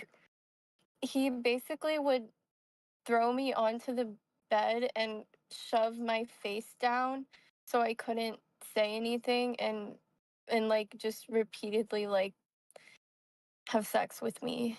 And so I was basically just like laying there while he did that to me and would hold my head down really hard. Okay, and he would bleed. The Yes. same, and he didn't stop. Yeah, I would bleed almost every time. How early into the relationship did you notice that he was filming you without discussing it? I'm not sure of an exact date, but Yes, maybe Stella like chicken, 2 or and I 3 let months him into keep our doing it. Yeah, relationship, I let he him keep doing it. Is would the like key he part. never asked me. He would just pull out his phone and record. I wouldn't notice until maybe 30 seconds in a minute or a minute into it. And what really concerned me about this is that I was like, you know what? Okay, like he's just filming me during sex, but I had asked him multiple times if he could please send me the videos so like he's not the only one who has videos of me naked. And he either ignored the question or was just like, no. Did he ever finish like from having sex? He did a couple of times, but A this sounds couple really of terrible, times. but he could only finish from sex if I was screaming and crying in pain. He would be hitting me and like choking me and slamming me down until I was like screaming in pain because he wouldn't stop having sex with me either. And only when I was like, oh God, like stop, then he could come. Okay, so it's literally the words like stop, stop is like. Yeah. If this is all true, and Tom gets off on recording himself beating and essentially raping women, then some consequences ought to follow, especially considering his type and his relations with Ellie. Consequences need to follow. Rather, they came back for more. What do you mean, the consequences? If he They were subjected they her were to a obviously sliver of the like, treatment that he dude, they're making a reserved for- big deal out of it now because they can spell that it will like they're trying to like benefit from it, right? It's just like, oh my god, they were the trying to girl get he was intending to fucking marry, famous then off of again, this, dude. I That's what it understand his was. panic at the thought of those recordings leaking. There's not much more to say on this, which isn't both obvious and redundant. As for Kai, that's a bit more interesting. Both Katie and Sacramento said how even years later, Tom is still Dude, I very don't much care, hung up on man. her. I don't that know, he kept her man. clothes and would gift them outfits that Kai would like in the hopes they'd just wear evil, them. I guess. Apparently, Tom would always compare I hear this poor woman's sad story about how she was being abused, and I fucking start laughing. them to Kai, and when Kai this debuted poor- on stream this a poor few months ago whore. with Liam, the guy who cucked Tom years ago, he was especially unkind to Sacramento that night. It's not that surprising that Tom's still stuck on Kai to some extent. There was a controversy Yeah, that's at the probably end true. of 2024 when he basically endorsed cheating in relationships, saying how he's cheated and he's been cheated on. Everyone does it, and if you don't like it, then you need to grow up. I don't care if a guy cheats on a girl and I don't know them. I don't care if a girl cheats on a guy and I don't know them. It's not my fucking problem, okay? I have cheated before. I have dated people who have cheated before. It's not my fucking, like, it's not chat's problem. It's not the world's problem. It doesn't fucking matter, okay? It's like a thing that happens in relationships. This is actually nuts. Actually, is a big deal. Wait, Tom here. cheated? Wait, Tom cheated Can't on be someone? doing that. Yes. Welcome to being a fucking adult. 70% of every adult you meet will have cheated on someone at some point in their life, okay? This really does seem like he's just coping after Kai cheated on him, Christ. and a lot of his issues seem to stem from that relationship. In March of 2024, he told Katie that she was his second body. By the time May 2025 rolled around of Sacramento, he told her that she was his 15th, but he lost count. You might not think that's too bad if you're a massive whore, but Tom from January 2024 would disagree, where he said that 10 people is crazy high, and that he doesn't even think he could do it without an emotional connection. I made that up. Yeah, I figured you made it up. But even like 10 is crazy. Maybe I'm just weird and don't really like sleeping around that much, but I can't imagine. Ugh. I could be wrong, but I feel like for me, I probably have to have an emotional connection with someone in a serious way to be attracted to them enough to get a fucking erection for them. I feel like it takes time for me. Even if I find them attractive, like I'm probably not just gonna. Oh, stick he's it so in. wholesome, Chungus. He's such a little wholesome Chungus man. Oh, he can't get it up unless he loves them. Flash forward a few years. He's like killing bitches and fucking the corpse. By the time I'm 17, I hardly sleep around. 17 seems like so many, bro. 17 is a lot. Tom himself attributes all this to the breakup with Kai, saying how it shattered his ego and he fucked a bunch of twisted sluts to cope. But acting as if he's magically reformed is questionable at best, when him constantly texting Ellie is what made Sacramento suspicious and eventually resulted in them splitting up. Kai also wrote an incredibly bland and inoffensive Google Doc wherein she states that, with her, Tom didn't record anything without her permission. He didn't beat her outside the bedroom, and he didn't engage in age play or anything untowards in that direction. However, Kai herself has age play allegations, where the claim is that Liam told a friend she liked role-playing as a little girl when she was intimate with Tom. This accusation was made months before the current drama, and it's far too specific to be entirely coincidental. Also, this is what Liam looks like right now, and this was Tom back when he was dating her. I'd love to blame Kai for everything, as she seems like a fucking demon, but unless she gave Tom his sexual preferences, which is possible, supposedly he lost his virginity to her, then Tom's flaws are his own, and he ought to be held accountable for them. Nevertheless, I found the Kai stuff notable, as I don't really buy her squeaky clean testimony, considering how she's in an Ellie situation. Giving up dirt on Tom opens herself to retaliation from his blackmail folder, and even in the doc, she admitted that they were into the same things, so if the age play allegations are true, then it makes sense that she'd cover for him, to cover her own ass. I'd like to round this video out by taking another look at Tom's relationship with Destiny. For about 2 years, Tom was in love with Destiny. He made favorable videos on him for years, he softened the blow of Destiny's controversies, and he was even with him on the night of the 2024 election. And yet, when the sex pest stuff hit, and Tom could no longer cover for him, he instantly downplayed their relationship, saying how they got along well, but they mostly interacted That's on probably stream. why that bitch left They him. kept it professional. They weren't really super close friends or anything like that. Are you gonna miss him as a friend? The majority of the times that I ever talked to Destiny, it was in public on streams and stuff like that. There were like it was always a content thing. So not really. I will say it's like extremely disappointing that he apparently did this. It's extremely disappointing. But as far as like as a friend, it's not like I was like on a super personal level talking to him all the time about like how I was feeling or how he was feeling. Like it's not like Yeah. Dude, you've said that about like literally everyone that he's ever interacted with, right? we were like super close. And then but what happens? He fucking pulls the rug out from underneath him. They talk to each other all the time. They're good buddies. They're good pals. Then what happens? He pulls the rug out from underneath him and starts making videos about what a degenerate piece of shit the guy is, right? Like, how many people has this sphere, this fucking commentary sphere, done that to before it completely imploded on itself? Now, is the commentary community even still around? Is that still a thing? Like the little commentary kings or whatever the fuck they called themselves? I don't remember. It was a few years ago. I know Nicholas Diorio's still around, right? Fat fuck. He's still doing the little drama shit, right?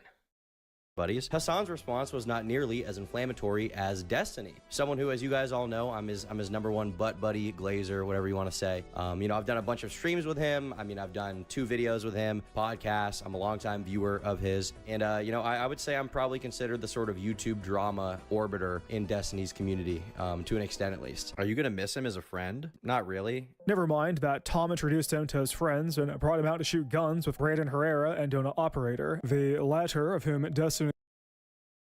Dude, like, where did he get this idea from, man? I can only would imagine. baselessly call a pedophile 2 months later after a Twitter disagreement. Never mind that Tom made a 3-hour-long documentary jerking him off for fucking breathing, which the comments accurately identified as a date above all. Whatever that relationship meant to Tom meant absolutely nothing when the chips were down, as he stated that he considered Destiny a friend of his, you know, somewhat. But he's real disappointed about this controversy. You know, he never would have seen it coming. Tom absolutely knew that Destiny was a sex pest, especially as, according to Sacramento, Destiny had a butt plug in when Tom was visiting. And now we learn that Tom had a similar thing going, where he also went after BPD chicks who recorded himself fucking. Chat's gonna hate me for this one, but I like where the fuck are he was? Why was he hanging out with Windigoon? I like Windigoon.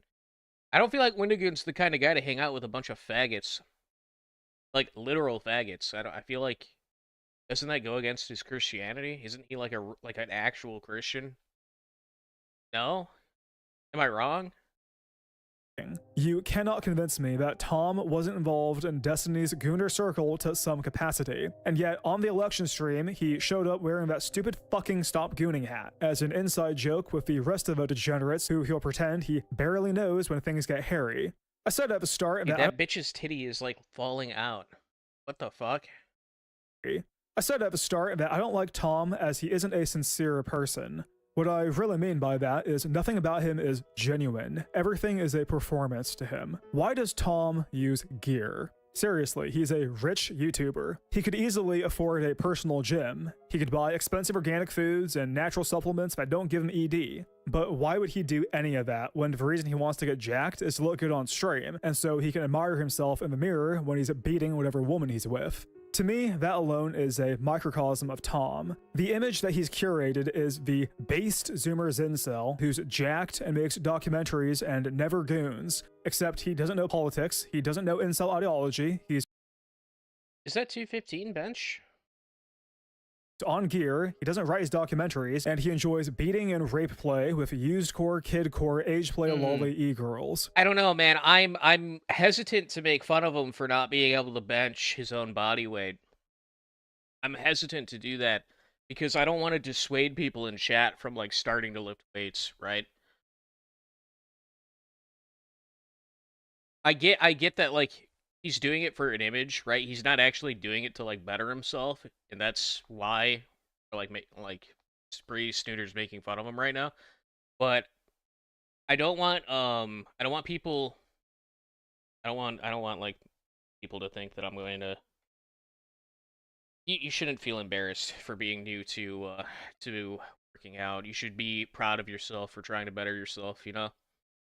Politics, he doesn't know incel ideology, he's on gear, he doesn't write his documentaries, and he enjoys beating and rape play with used core, kid core, age play lolly e-girls. His entire career is predicated on condemning certain actions that he frames himself as above, to the degree that he sold merch on that very notion, despite simultaneously committing these same actions himself. There's an idea of a Turkey Tom, some kind of abstraction, but there is no real him, only an entity, something illusory. And though he can hide his cold gaze, and you can shake his hand and feel flesh gripping yours, and maybe you can even sense your lifestyles are probably comparable, he simply is not there.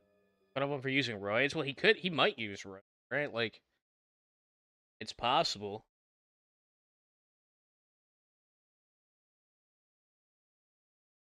Winnigoon is a hack lib who tried too hard to be pro LGBT. Don't fucking blackmail me on Windigoon, man. I like his videos. Please, guys, just let me enjoy a fucking YouTuber for once in my fucking life. I don't need to get blackpilled on Windigoon.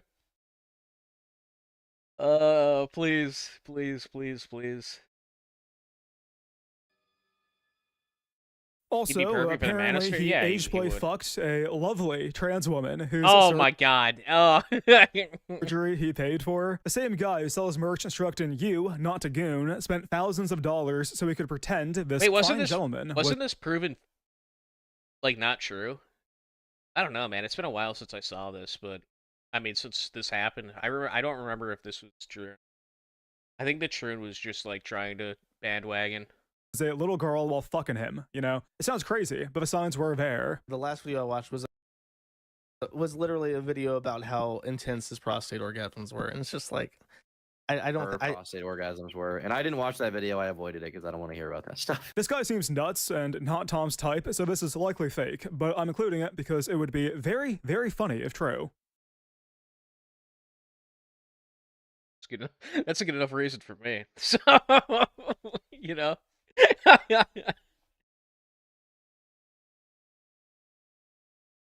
Watch the pink pilled video in the recommendations.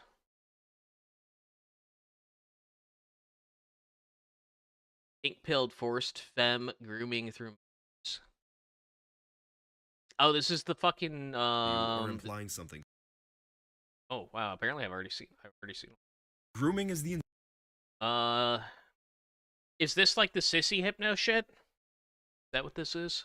Insidious act of earning a person's trust through manipulation, fully intending to exploit them. If I told you people were doing this through memes, you'd probably call me crazy. Yeah, but I promise, by the end of this video, your mind will have been changed tenfold. Pink pilling is a lesser known, more recent type of grooming that focuses on force femming, typically by introducing certain ideas through seemingly innocuous sources such as memes or YouTube videos. It's a phrase born from terminally online discussion that began to hold water as it became more common. These days, you can find traces of it scattered across various viral memes. I've already watched and this. Was no Maybe accident. I should find Trans something else girls then. and pumpkins, skirts and thigh highs, and of course, boy kisser. In the hands of the wrong person, these can be weaponized into something horrible.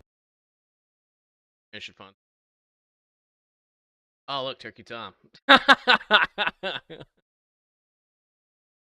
God, YouTube fucking loves him, man. You watch a video that's like negative about him, and then they're like, "Oh, dude, you're gonna want to watch this, brother. You're gonna want to watch some Turkey Tom content."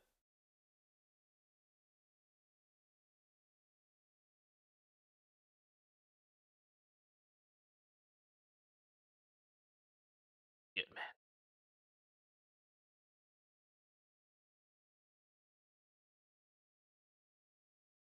Another one, dude. They love this fucking guy.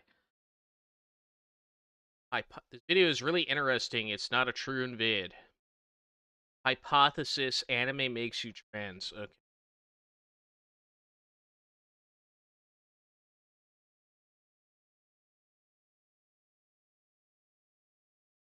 Xenoestrogens, shitty food, plastics, lack of breastfeeding, lack of fathers, lack of purpose, chemicals in the water, the devil. Are these things responsible for the recent rise in transgenderism?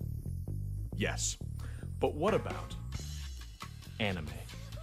I understand that simply by proposing this hypothesis, I'm going to be upsetting basically every single person who could be watching this. On one side of the political spectrum, you have people who think that people are born trans, and therefore nothing could cause someone to become trans. On the other end of the political spectrum, you have people who love anime.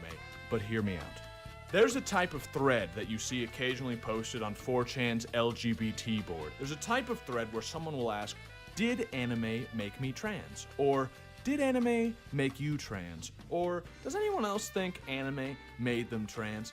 And among the replies, you will see without fail 2 recurring answers. Either, no, that's ridiculous. You were born trans and anime for some reason just made you realize that. And the other reply, yes.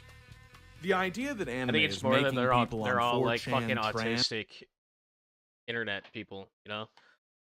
But the majority of troons are autistic, right? And anime appeals to autistic men. Kind of like that simple. I guess some women. Some autistic women. That might be the crossover. It's a little bit of freakonomics, you know what I'm talking about? Where the the relationship doesn't necessarily tie to any causality, right? The high number statistical anomaly actually coincide with freaky. No, that's not what I'm not talking about. Freaky. I'm talking about freakonomics. It's a concept where you can show 2 graphs next to each other that would imply that there's a correlation between the two, but there's not really, right? Like ice cream. The rate at which people eat ice cream and buy ice cream goes up at the same time that there's a lot of shark attacks. So does ice cream cause shark attacks? No. The correlation that's there, the reason that happens is because it's during the summertime. What do you do during the summer? You eat ice cream and you go swimming, right? So that's what I'm talking about here. Eli for 5. Did you see the Candace Andrew debate? My stepdad brought it up because my brother watches Andrew Wilson. No, I did not. No, is it worth watching? Is hilarious, but many of these people seem to actually believe that about themselves. Enough people that I got curious. Not that kind of bad choice of words. I mean, could it be true? Could anime be making people trans? So that's what this video is about. Hypothesis: anime makes you trans. Is it possible? What evidence is there? And if it's true, what does that mean? You are what you eat is not just a good description of cannibalism, but also a fact of life. If you eat healthy, you will be healthy. If you eat garbage, you will be garbage. But this premise can be extended to all aspects of life. You are what you consume. You are what you are surrounded by. We'll start answering the question of whether our hypothesis is possible by answering a much broader question and working our way down. First, can your surroundings meaningfully influence who you are? The easiest example of this would be other people. We all understand peer pressure. Or in the entrepreneurial world, there's the saying that you are the average of the 5 people you spend the most time with. The idea being that if you spend your time around successful people, you will also start evading taxes. Or, if all your friends spend their spare time at the gym, some of that work ethic and enthusiasm for fitness is likely to rub off on you, and you're more likely to work out yourself. On the other hand, if your friends all spend their time jacking off and swapping Dojin links on Discord, well... Weird, gross, ew! I hardly think this needs a study to back it up, but here's one anyway. In 2009, a study found that children who had overweight friends were more likely themselves to overeat. There's a reason why your mom didn't want you hanging around with a bad crowd. Oh my god, get the fucking Yakuza bitch, degens out of here. Shut up! Please, I don't want to look at it. Step 2 then. Can media specifically have a meaningful influence on you? Considering that I cried like a baby while watching Angel Beats, the answer seems pretty obvious to me. I'm not just talking about an emotional response either. It isn't at all uncommon to hear someone say that some book, movie, or yes, even anime changed their life. That it fundamentally changed the way they look at the world or the way they act. That it even changed part of their personality. It changed them. Easy enough. Step 3. Can media influence your sexuality? Oh, I don't know. Maybe try asking the porn addict who used to watch lesbian porn and has now progressed to enjoying a mix of golf balls being putted into gaping assholes and hentai goblins if maybe their media consumption has affected their sexuality. Maybe ask one of the many furries who was forever changed by watching Space Jam if perhaps media influenced their sexuality. You might say that these things were simply... Here's the thing, though, right? Like, if you make that argument, then you're... I mean, I agree with it, right? Like, I totally agree with what he's saying. But think of, like, all the times that you have made the same argument to, like, defend violent videos, right? Unfortunately, we can't have it both way, boyos. We cannot have it both way. It's either media does influence people or it doesn't, and it 100% does. It's 100% influencing people and how they act. That's why propaganda is a thing. You know, it's awakened in these people because they were already that way naturally. But here's my rebuttal to that. It doesn't make any fucking logical sense. Okay, first, I understand that not all furries want to fuck dogs, but let's be clear, some people do. Is there any evolutionary reason why someone would naturally have the desire to fuck dogs? No, there's no evolutionary advantage to fucking dogs. Let's take it one step further. Is there any possibility that someone could naturally be attracted to hentai? I'm not talking about the fact, of course, that hentai involves tits and ass and is attractive for that reason. Gotta have them ribs. And pussy too. I'm talking about people who can't get it up to 3D, but are all over 2D, so to speak. Is there any way for that to come about naturally? No. That kind of attraction cannot logically be natural if the object of attraction in question does not exist in nature. Hentai, golf, and goblins do not exist in nature. Okay, maybe the jury's still out on the goblins, but that isn't even important. We have nonetheless shown examples of how sexuality can be influenced by media. And if sexuality can be influenced by media, our hypothesis then, as far as I can see, is possible. Not just possible, but even somewhat likely. If other aspects of sexuality are influenced by media, is there any reason to believe that transgender desires wouldn't be? And, of course, anime is media. But how do we know that anime has an influence towards transgenderism? Sure, we have some anonymous testimony, and that testimony only goes that one way, but couldn't anime easily have an effect in the opposite direction? It could, and I think you could easily make a video detailing situations in which that might happen. But with all that we've seen so far, I've developed as best of an experiment as I can with the current hypothesis. It isn't a very good experiment. I do not have the resources to do much of an experiment, nor is an experiment measuring something like this even very feasible to begin with. That's why, so far, we've been looking at logical arguments and trends. We're acting in the realm of psychology rather than neurochemistry. So, the next segment will be a vignette taken from an amalgamation of stories found online and the general state of Western civilization.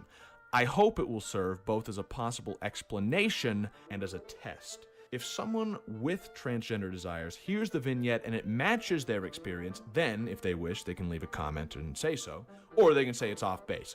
It isn't worth much, but there's some small amateur data to be found in that. Let's imagine a boy named Jack. For one reason or another, Jack does not see an example of happiness from his father. Either his father is physically absent, as in he went to get cigarettes one day and never came back, or he's unhappy, both quite common, as seen by the rate of fatherlessness and the rate of male suicide, both of which are high and rising. Or it's possible that his father is happy, but is emotionally absent, because maybe he lives in a society in which masculinity is seen as forbidding emotions and affection. Possible. Or maybe Jack's father is both present and visibly happy, but he's not what I would call wholesomely happy, and neither is the world around Jack. In society, in culture, in media, Jack sees men going down generally one of two paths. Either men are happy dominating others, such as in business or sports, or they're just unhappy, and yet are still portrayed in a positive light because they're fucking really smart for being unhappy. Jack, of course, wants to be happy. It's about the most natural desire that a person can have. But for whatever reason, Jack doesn't desire that kind of dominating happiness. He wants to be I've been wholesome, sitting here thinking pretty deep. happy without the need to dominate someone else, in other words.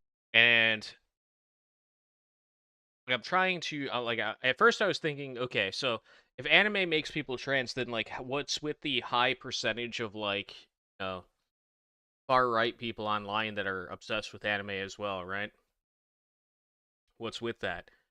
And I think what it is that it depends on what you're actually watching. You know what I mean? Like, what is the media you could see? Because there is anime that probably has turned people gay, right? We'll say that, yeah, it probably has happened, but it's also just another form of media, right? Like, it's a specific form of media, anime, Japanese animation, right?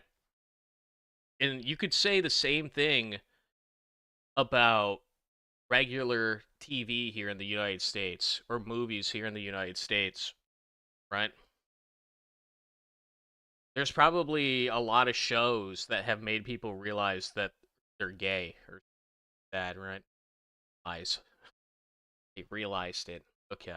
But there probably is media that, like, normal media, right, that you'd see on television that has caused people to become homosexuals, right?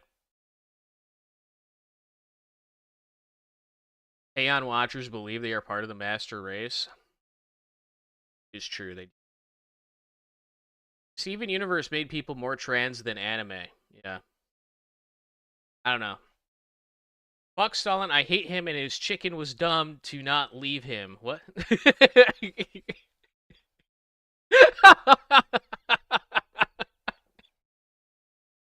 Okay.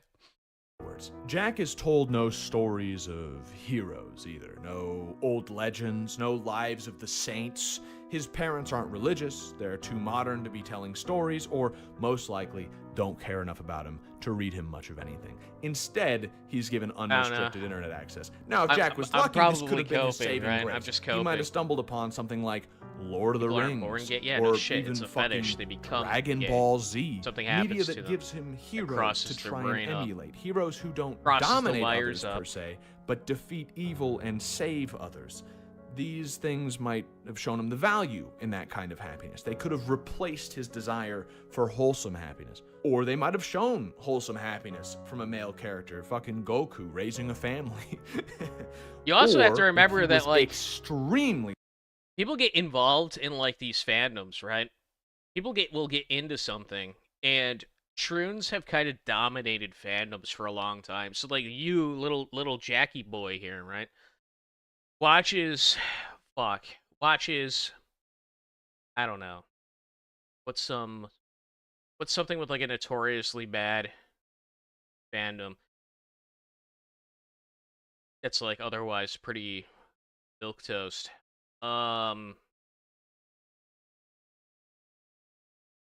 Fuck, man. All the recent examples I'm thinking of are already, like, made by super true to begin with. Pokemon! Let's go with Pokemon, alright? This isn't about Troons. This is about furries, okay? We're gonna pivot here. Alright. You, little Jackie boy, you really like Pokemon. Okay? Big fan of Pokemon. So you go on the Pokemon, Discord, right? And what do you find? Well, you're probably gonna find a fuck ton of furries, right? You're gonna find a bunch, disgusting freaks. Yeah. Yes, Snoozle. That's what you're gonna find. And these disgusting freaks are going to be the people that you're going to be around for the foreseeable future.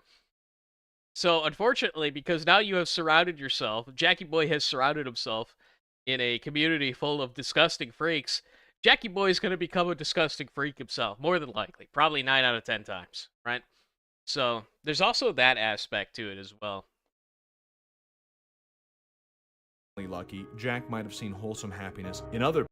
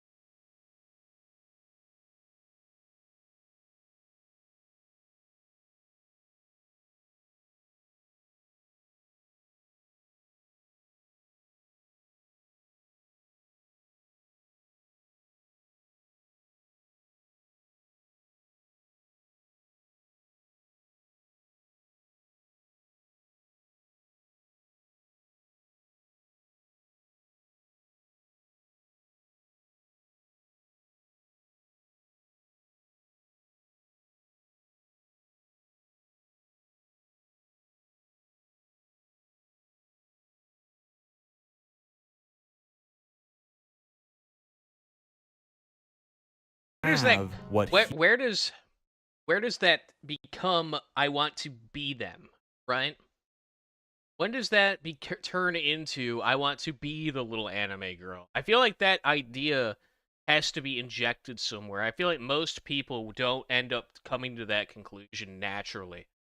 You know what I mean? he wants. Finally, after all this time, he's found it. And the logic, though likely unconscious, is simple. I want to be happy. This is the only example I have ever seen of being happy in the way I desire. These characters have what I want more than anything else. These characters Well, are of course just they're like autistic, me. Snoozle. They're watching anime, right? I mean, if you're gonna watch Moe to begin with, you're probably already an autistic, like undiagnosed, or maybe you are diagnosed. I don't know. Happy It's version a given, though. of We're me. talking about someone and that watches they're anime. all women. Maybe this desire means that deep down I am a woman. Maybe that's the only way I can be happy. Meanwhile, probably also because of his miserable and or lacking father, and of course because of unrestricted internet access, Jack has developed a serious pornography addiction. It's like the any unrestricted addiction, internet either access. the dose becomes That's larger 100% or the it. user seeks stronger drugs. As normal pornography becomes less exciting, his tastes get more and more taboo. It started with watching K-On! It moved on to guys, in the future, if you ever have a kid that like starts to churn out, just take their fucking phone from them. I swear to God, like just stop letting them go online. Because it's almost 100, it's 99% of the time, there is a fucking troon grooming your child. That is the cause of it, okay? Someone, either online, more than likely online, or in their real life, is grooming your kid. And if you just cut that out immediately, like as soon as you get a whiff of it, cut it out immediately, your kid goes back to normal. And we know this. We know this because mothers have gone online looking for help, and that is what works. We've seen it work. We've seen moms and dads go online asking for help, like, oh my God, I don't know what to do. And every time, every single time, it's get rid of their internet access. That's the solution.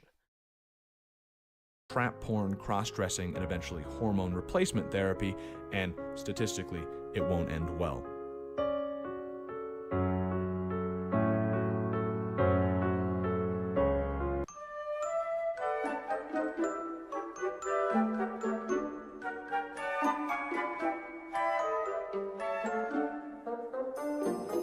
You told your kid to look out for the truth. As That's I good. said, this vignette is one possible explanation for how anime could make someone trans. I would be very interested in the stories of anyone who could share how their experience goes with or against this explanation.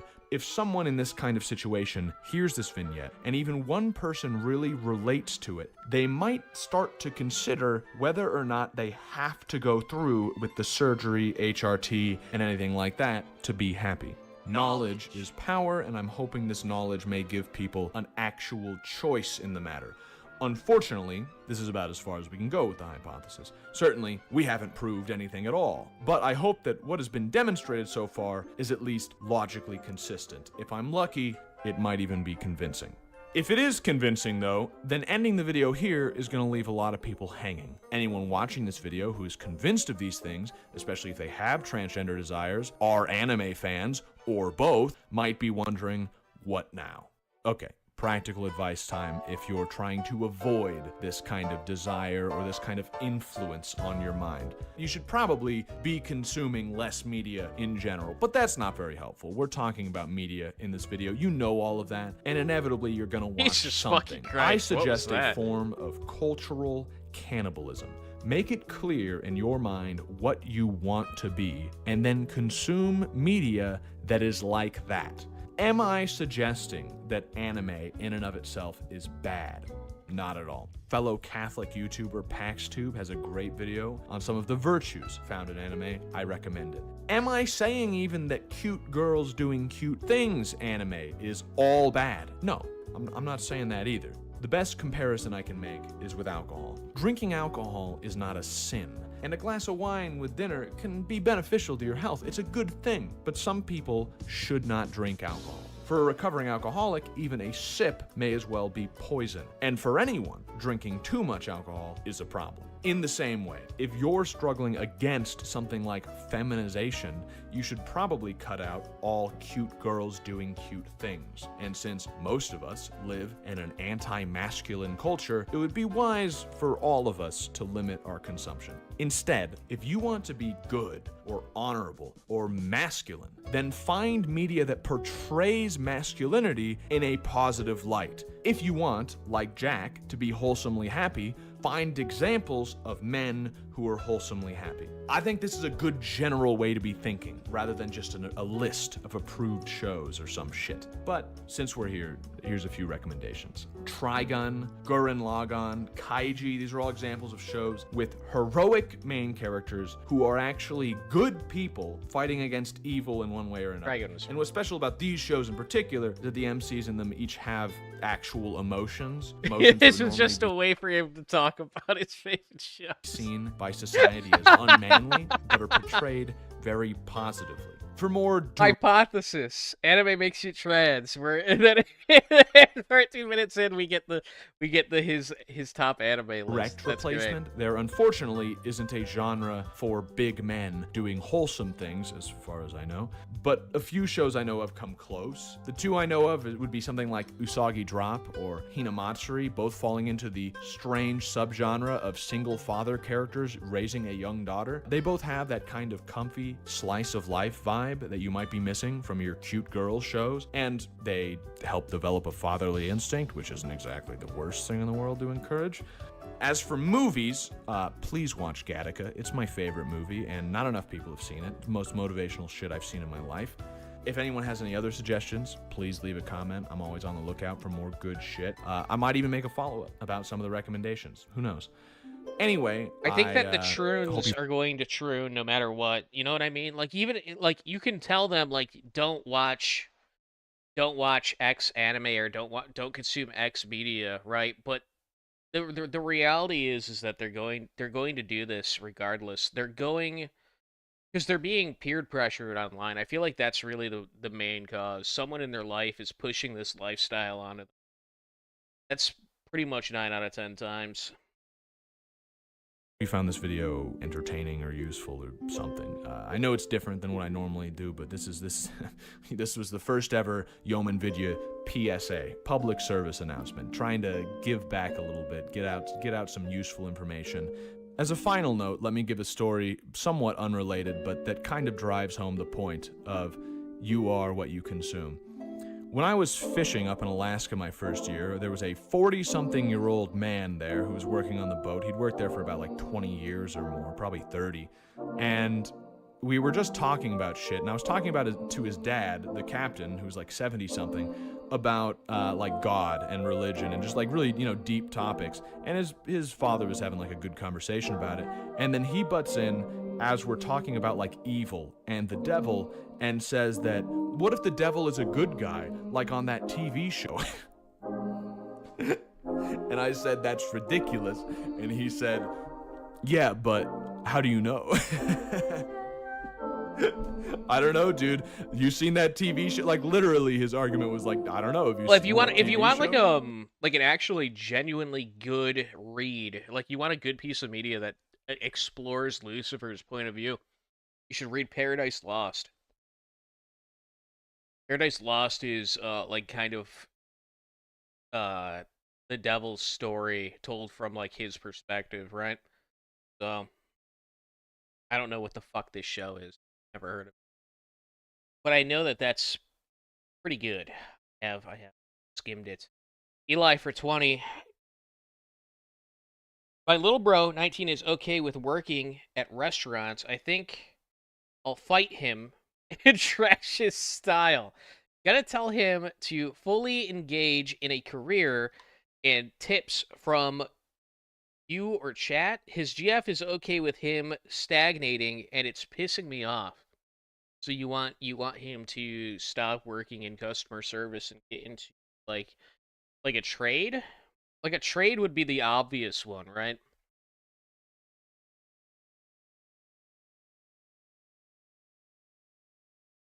It's a pet. I don't know, man. What does he do at the restaurant? Is he a chef? If he's a chef, I feel like it's not that big of a deal because there is like there is the opportunity for him to become like the head chef and like kind of run the restaurant, right? The head chef kind of runs the restaurant. They dictate what goes on the menu and whatnot, and they make pretty good money depending on how successful the restaurant is. But if he's like a server or like a waiter or a bartender, that's just like dead end. You're not going anywhere with that. You worked as a chef before? It's a terrible job. Okay, well, take it from that guy then. From my understanding, it's like not a bad gig, and eventually, like you can kind of like most head chefs kind of graduate to running their own restaurant, right? So apparently, I'm wrong about this. I don't know. I'm not a fucking chef. I've never been in the restaurant business. That's just what I've been told. He's not happy. Well, I don't know. Encourage him to get a trade then. But you're not going to be happy in the trades either.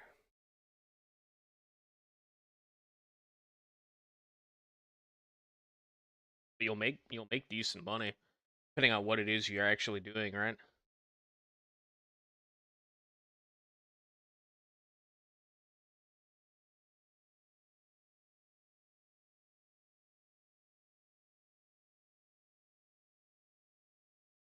Like, what do you want him to do? You want him to like go to college? College ain't it?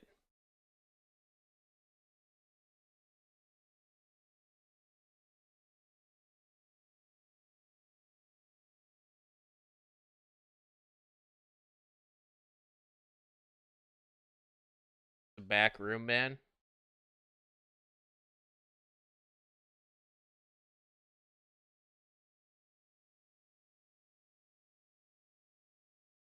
I wish I had like better advice for you. I don't really know what to tell you. I feel like most jobs you're not going to be happy at, right? And the ones that will like kind of sustain you off of like one income, which is very difficult to do. Even you have to be in you have to be in a trade for many years to be able to sustain yourself off of one income, right? And even then, you're not sitting pretty. Um, is going to be like backbreaking labor, and you're not going to. You're gonna hate your life. So, yeah, I don't know. Maybe find a woman that makes a lot of money. Then that's probably your best bet. Is to become some like fucking trophy husband for some woman who's been what is it? What do they call it when a woman just kind of like floats to the top? Fuck, I don't remember the word for it. But yeah, just get like yeah, that then you'll be happy, brother. Then he'll sit at home and watch YouTube all day. Be a stay-at-home dad. Be a drug dealer. That's definitely not good advice.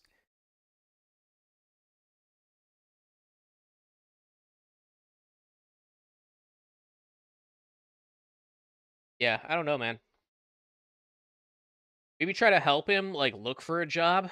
I don't know.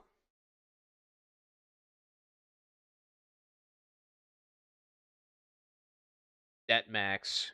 Put it all on Bitcoin, yeah. I don't know. Become a gambling addict. There you go. Become a gambling addict. Teach him how to fucking count cards. There you go. Gamble. Yeah, yeah.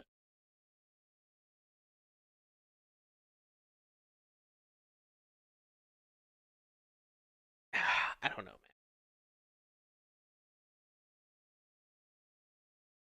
Listen, I'm not a particularly successful man myself, so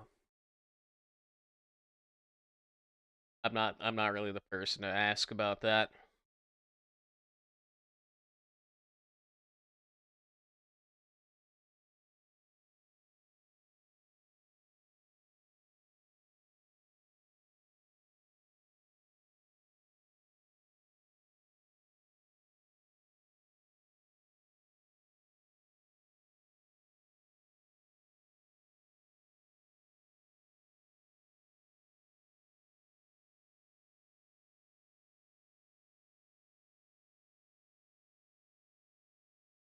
I don't see anything else I really want to cheer.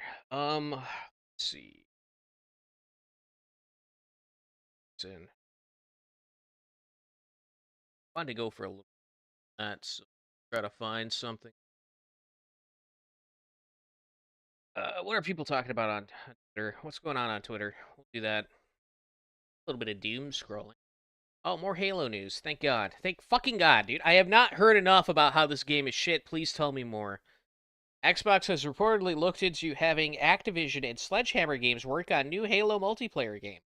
According to Halo insider Rebs Gaming, Activision reportedly built an early Halo multiplayer prototype in June to see if the idea could work. Sledgehammer Games was reportedly being considered to lead the project. The prototype was reportedly canceled just 1 month later in July. It's still unclear if Microsoft has completely abandoned the idea or if it could back in normal form. Dude, I do not have faith in Activision making a good Halo game.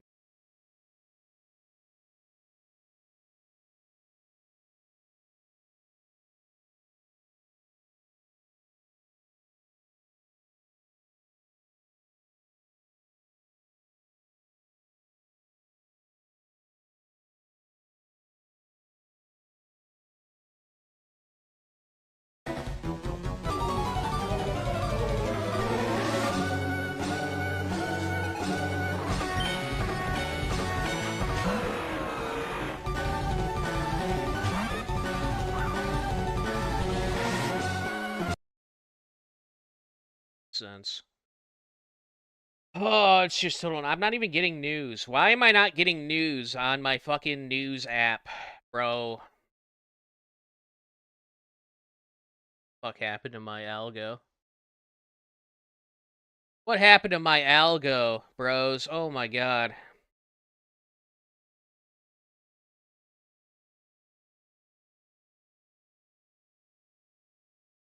What? No.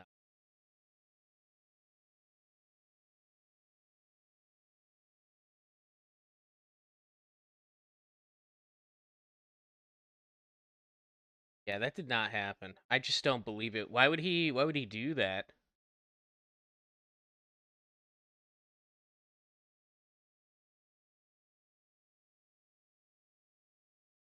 Is it AI? Might be AI.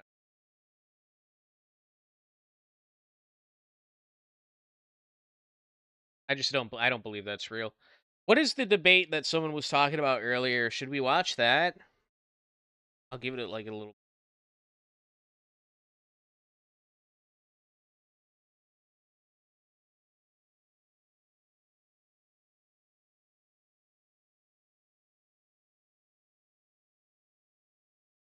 No. That it sucked. Oh, okay.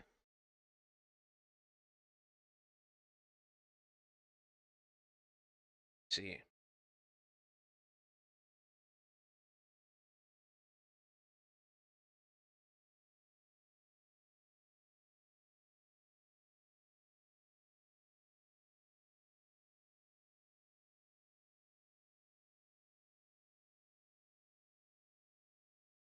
Americans are furious after Islamist push through insane Sharia bill by cyberpunk dingo. This.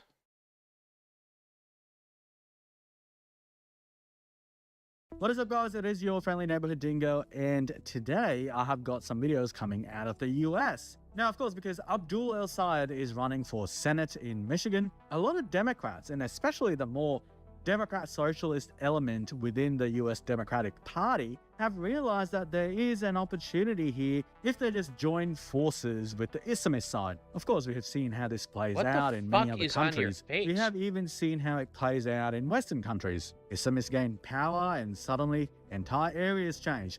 They only pretend to want to assimilate into these cities or whatever it is, but the second they gain power, all that about assimilation and coexistence goes out the window.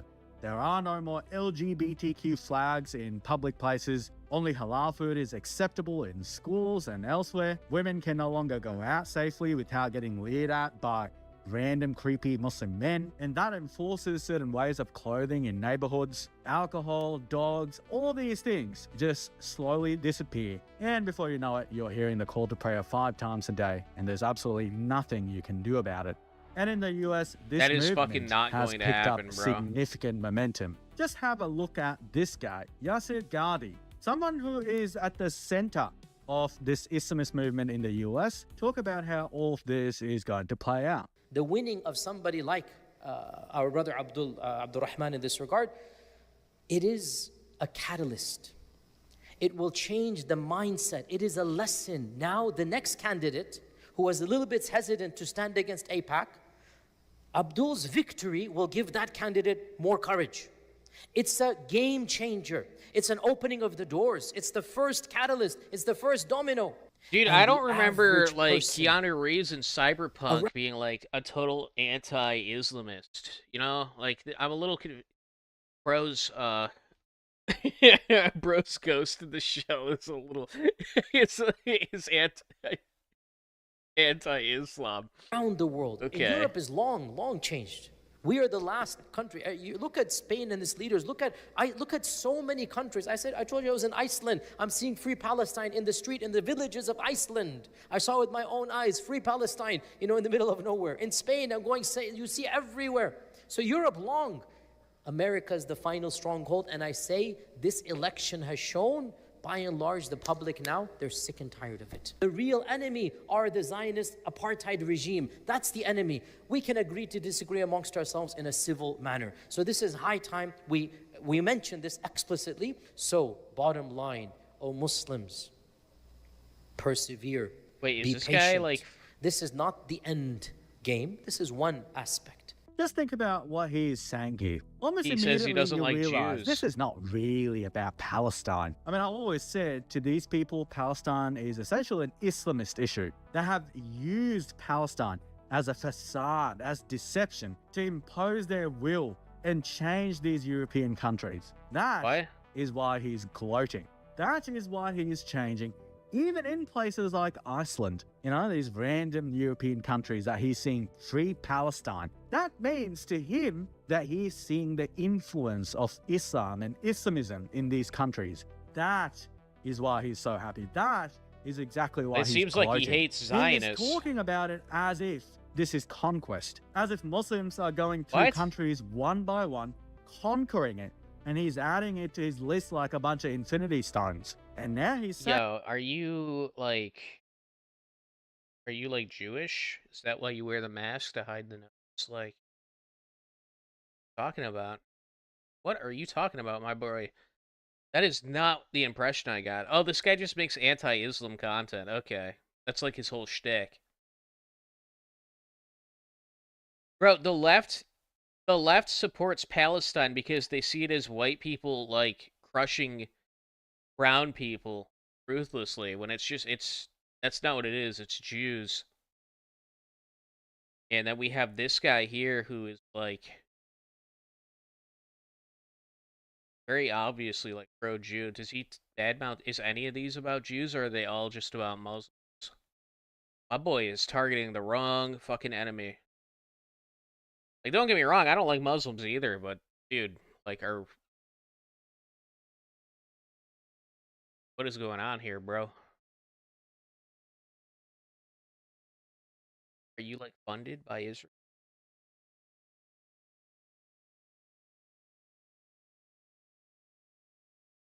It's literally nothing. It's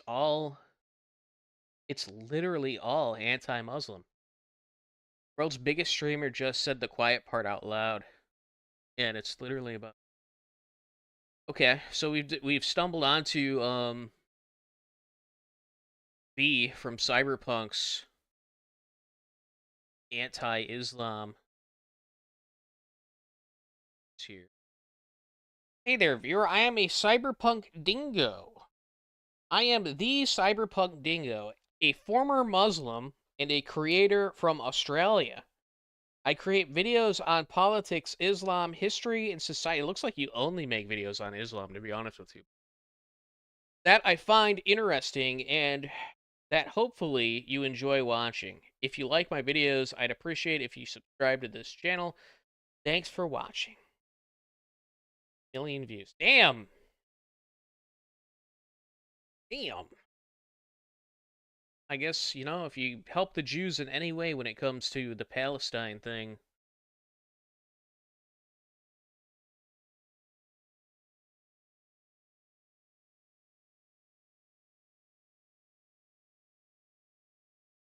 Get rewarded for it, big guy.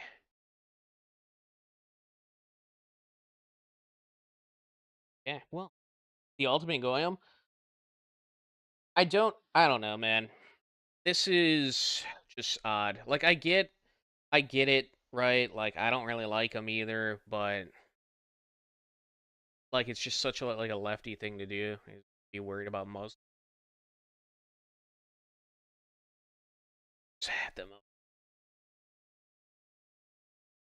That lefty thing. Excuse me. Excuse me. I'm sorry. Like a maggot.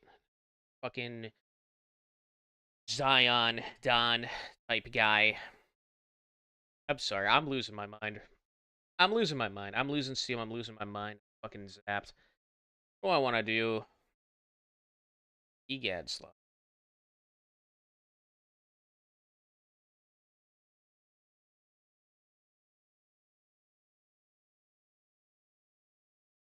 The right is cringe by Leaflet. I don't know if I can stomach another fucking Leaflet video, boys. I don't know if I can. She put Freerin on the thumbnail. Something says.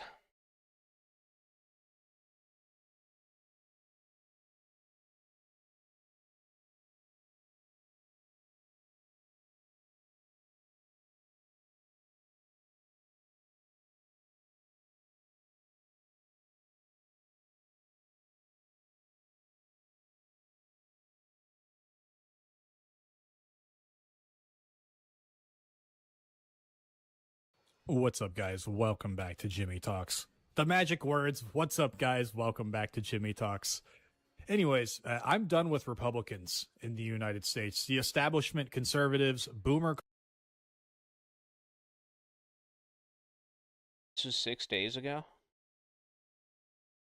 Yeah. Cons, neocons. I feel like I've heard him say that already. Populism, aka slopulism.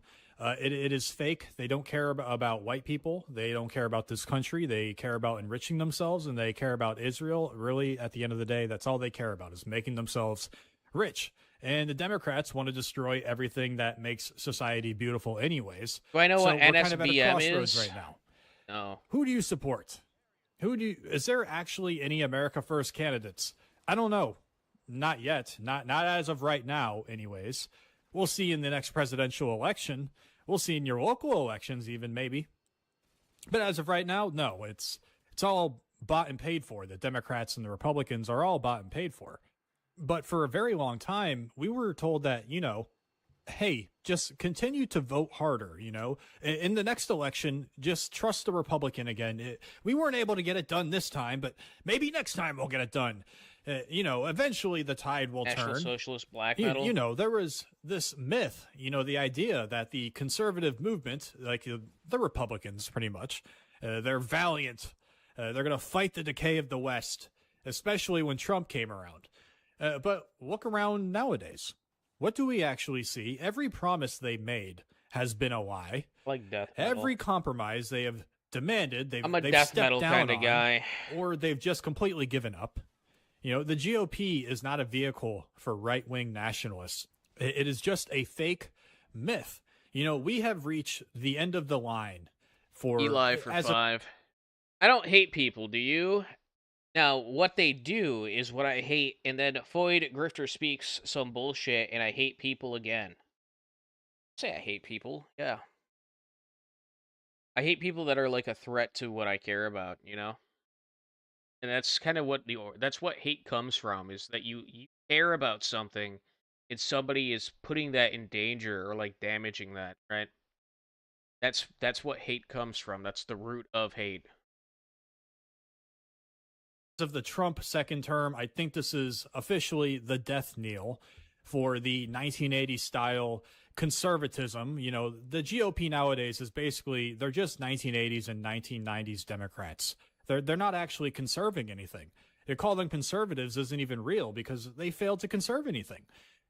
These people are not really conservatives. They are just like liberal light. They believe in the same egalitarian fantasies at the end of the day. When you I don't need to do this. I'm not gonna lie.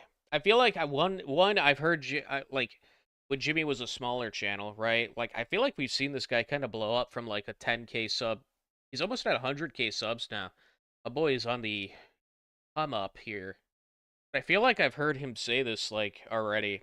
Not that I even need to hear it the first time, but I certainly don't need to hear it again. So I'm just gonna turn that off. I'm just gonna talk to chat. Wind down here. What about war metal? War metal. I've heard of that. I have not heard of war. I'm a Nightcore kind of guy. No, maybe like 10 or 20 years ago when I was a young kid. Yeah, I listened to a few Nightcore songs, but I'm not really a night.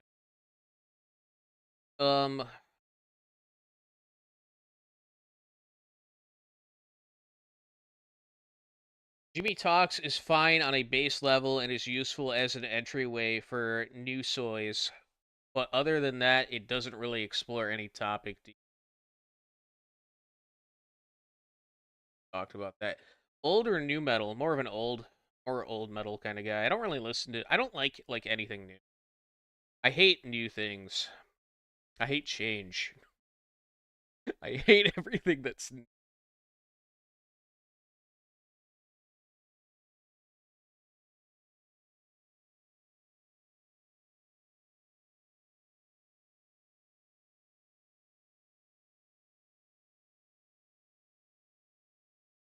Do I like Borthroar? I don't know what that is.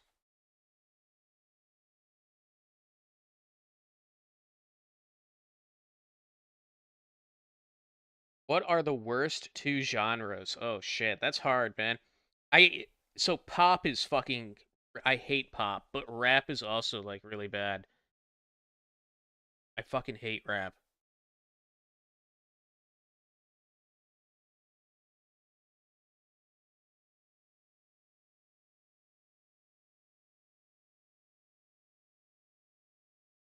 Ugh. Breakcore? Breakcore is pretty bad too. Okay. Whoa. Breakcore is pretty bad. He's right. So rap and breakcore then.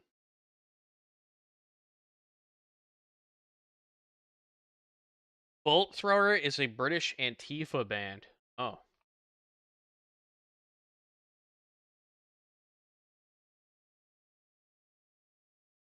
K-pop boils your blood. Dude, K-pop got really big with all the white girls as of late. Have you noticed that? White women, like young white women, are eating up K-pop now. I don't know why. Is it because they're like effeminate men? They're all like, it's kind of like the boy band thing. Are boy bands even still a thing? That might be why, because maybe boy bands like aren't a thing anymore. I remember when I was young, all the girls around me were like obsessed with the Jonas Brothers and shit like that. Boy bands, right? And I haven't really heard anything. Maybe it's because I'm older now and I'm not really around young women anymore. But I haven't really seen anything about it like in the news or like, in general. So maybe like boy bands aren't a thing, and that's why they're like into K-pop now, is because that gives them what they want, which is boy bands.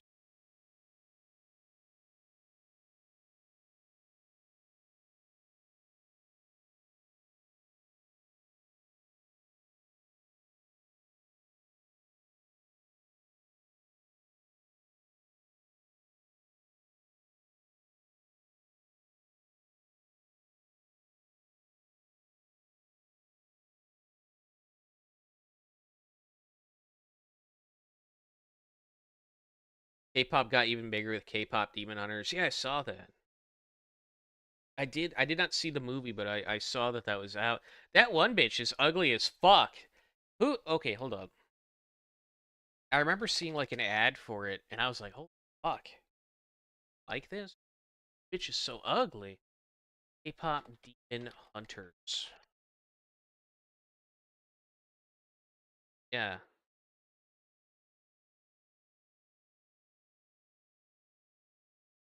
the one on the left. This one is like just jarringly disgusting. You know what I'm like, dude? People like this. She's the ugly one that the other. She's the ugly one that the other ones only hang out with because it makes her look better. The cheerleader effect. Yeah, yeah, yeah. I see what you're saying. Oh, okay. Oh, so that's it.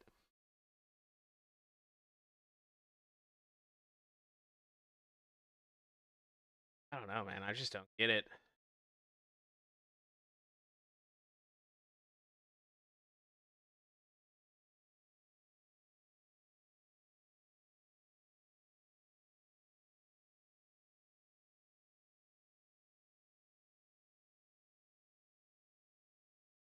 You didn't even watch it? Well, neither did I, bro. I just saw ads for it.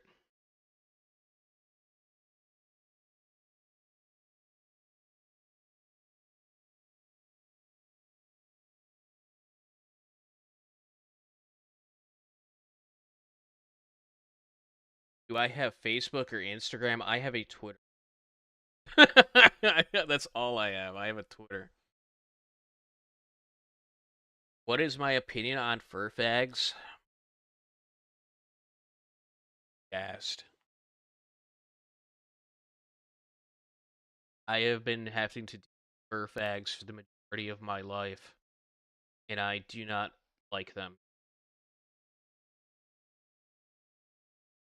I got to see fur fagdom like become a thing. Know what I mean?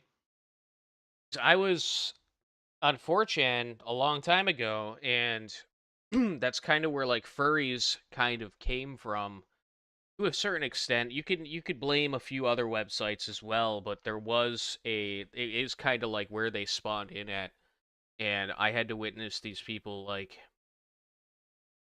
kind of come into creation and go from like being this niche weird thing to being like able to walk around in public, and it's fucking disgusting. Nowadays, I've been to major cities, and I feel like every time I've gone to a major city, I've seen some fucking beat retard walking down the street with a fucking tail, bro.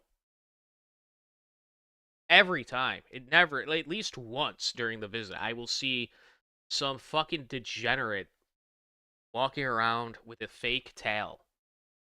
Not because they're going to anything, but because that's just what they wear on like a regular basis.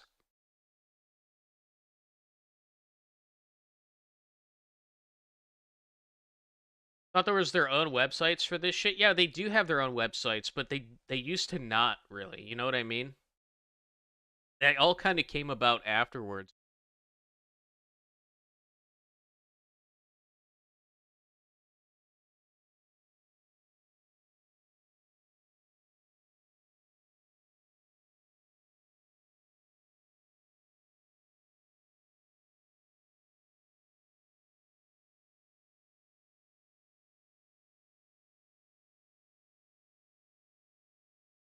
Fursuits?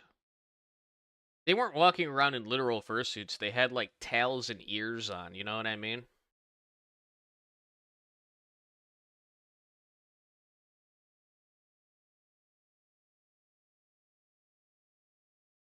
Are furries or bronies worse? But they're kind of good. They kind of go hand in hand. You know what I mean? Like the brony is a type of furry.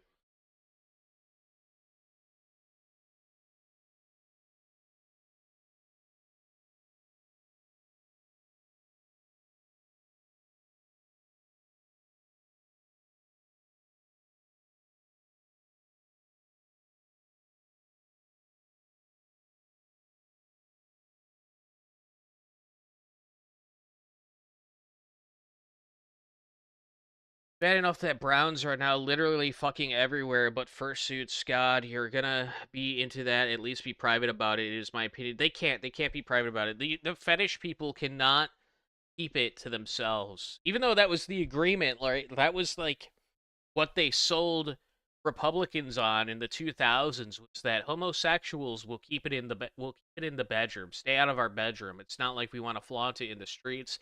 And then here we are. Here we are. Now they're flaunting it in the streets. Not just them, but every fucking little degenerate fucking fetish that you can imagine. These people go out and they just do it in public in front of children. It's disgusting. It's really, truly is disgusting.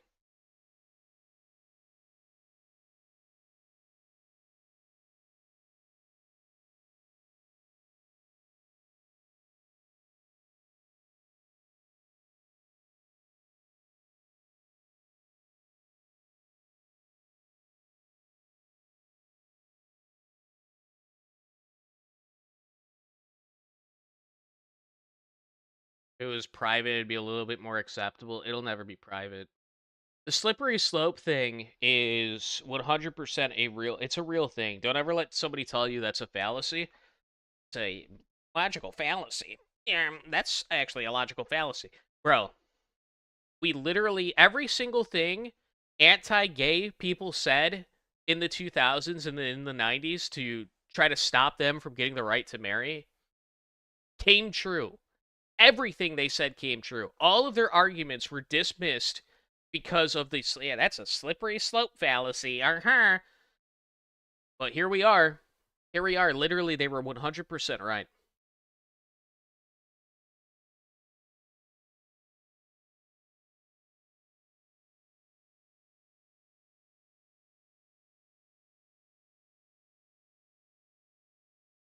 Did you hear about the new LGBT organization called Beyond the Plus? And yes, it's exactly what it sounds like.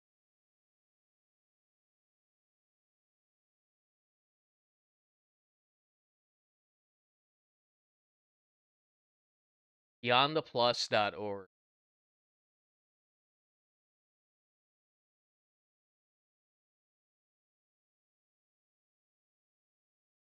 Beyond the Plus was a Seattle-based organization promoting community for those outside the mainstream definition of queer, including paraphiles. What the fuck is it?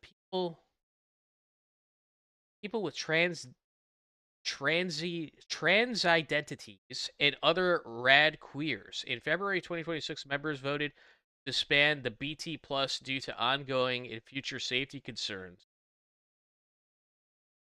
I founded this organization because I wanted to help people. I wanted to reach out those who didn't already have a community and offer them safe spaces where they could meet others and beat loneliness.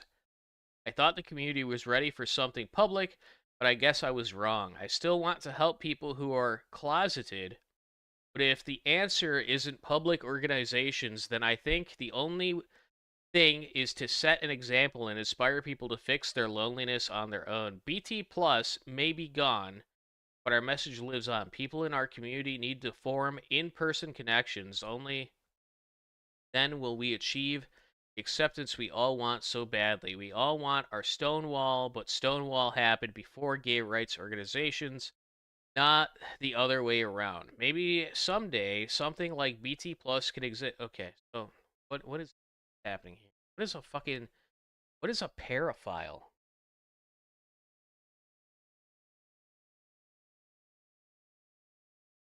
It's a new. I haven't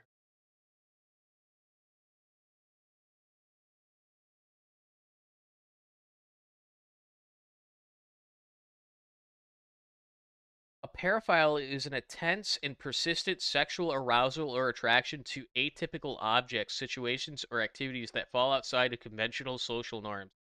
Having a paraphile is not a mental disorder by itself. It only becomes a clinical disorder if it causes personal distress, functional impairment, or involves non-consenting individuals or harm. Non-human objects, suffering or humiliation, non-consenting partners or children. Oh. Okay. I see. I see. So these are people who like to rape children. Okay. I gotcha. Or inanimate objects. Paraphile means that they like to have sex with the toaster or rape a child. That's a pretty wide definition range, don't you think? That encompasses a lot of shit.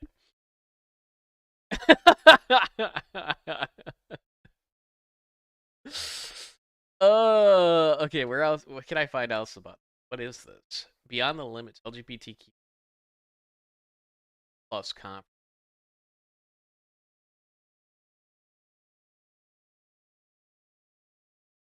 Okay, hold up. There is an AI overview for this. Let me read the AI overview. It was a little bit lower though. Beyond the Plus, BT Plus was a controversial, short-lived Seattle-based organization funded creating community spaces for individuals identifying outside mainstream. Okay, we already read that. Group drew intense public backlash, criticism, and a political debate before its members voted to disband the organization. Okay.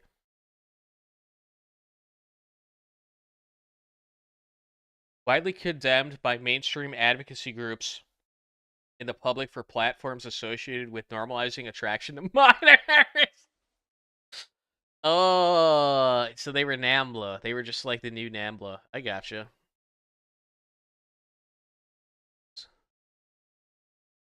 It is Pride Month, a time for communities around the country to celebrate and uplift the LGBTQ plus community, recognized every year in June to mark the anniversary of the 1969 Stonewall Uprising. Well, Coin 6 and Portland CW are digging deeper and going beyond Pride, a station initiative to dive into the issues affecting the queer community year-round.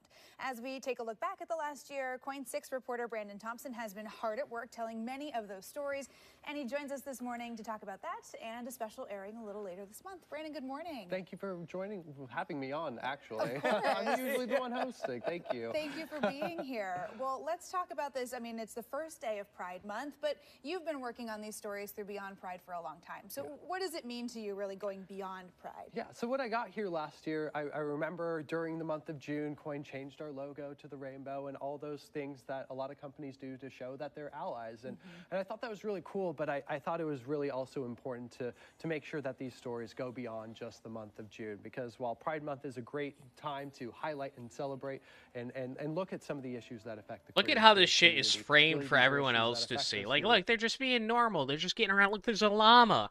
Come pet the llama. Look how normal this is. It's just a little parade. They don't show you the unreal amount of degeneracy that you're going to see at these fucking events. We thought it was important. I thought it was important to dive into that and to lean into us being the Pride Station and be able to dive into those issues of why are queer and trans people marginalized? What are the issues that create that marginalization, and what can we do to fix it and find some solutions? Well, and what does it mean? I mean, you touched on it there, to go beyond Pride. I mean, and as you said, you know, in June, as a station, we've always made that a priority to acknowledge Pride.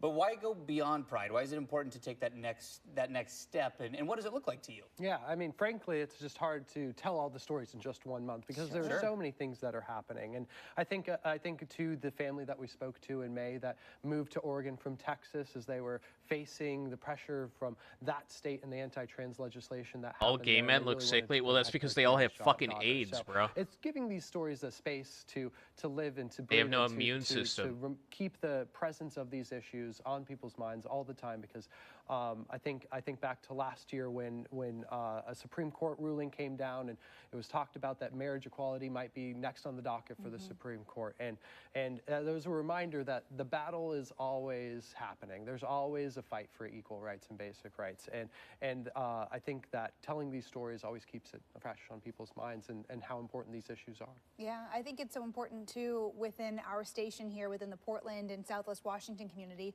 to find issues that are affecting people in our community as well. There's a tendency to think, oh, you know, we're in a state that's not seeing some of these problems, but we are being. I fucking been to Portland. What are some of the These things you're people finding? are so fucking retarded, dude. I've been to Portland, okay? You know what I saw? Homeless people fucking everywhere.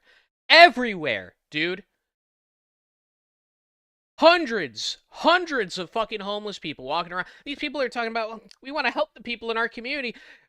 Bro, you care about guys getting fucked in the ass. Okay, let's be real here. You don't care about your fucking community. You care about fucking the community. That's what you care about. If you gave a fuck about your community, you wouldn't have homeless people wandering the fucking streets in the middle of the night harassing people. Alright? Jesus fuck. On a local level that people want to learn about. Yeah. Again, there are people that seek out Oregon as a refuge from some of the anti-queer, anti-trans legislation that's happening in other states. Do we have the resources here to support them? Do we have the resources to support the people that are already here? Some of the conversations and stories that we've been having talk about, like, yes, Portland looks and we claim to be, and we say that we're a very accepting and welcoming city, and I believe a lot of people are, but there are always things that maybe just past the surface level, and we'll explore this during our Pride special in June, that sometimes it doesn't go Old far enough. gay What can we do faggots. to get Bunch that of extra old mile, finish faggots. that extra mile? Look at how wholesome the old And faggots are. It's also a reminder that it doesn't take far to get outside of Portland and get into more rural areas to find less accepting places and less safe places for queer and trans people. So exploring those issues and keeping them front of mind. Well, if you had to choose one thing to It's not have unsafe people enough. take away from this special that's coming up in June, Bro, you should be afraid of for your Yeah, life so if you I leave think, these little keeping enclaves. these issues present front These of mind cities, bro. is one of the top priorities that There should be niggas in hoods riding around on a horseback. I've heard a lot of similar things from a lot of different people that I've felt, and what other gay and trans and lesbian people that I know have felt about the similar struggles that we go through, the similar worries of, is it safe to be yourself in a certain place, always gauging a room when you go in to see, can I be my true authentic self? And I think it's just not appropriate. Think of and remind themselves when hearing that is, how can we make it so everywhere? It's never really been appropriate for anyone to go into public and be their true authentic selves. You know what I mean? You don't just like go into public and act like you would with the boys. You know what I mean? That's never been a thing. Right? You wouldn't just like go out into public and talk to a total stranger the same way you would talk to, I don't know, your best friend, right?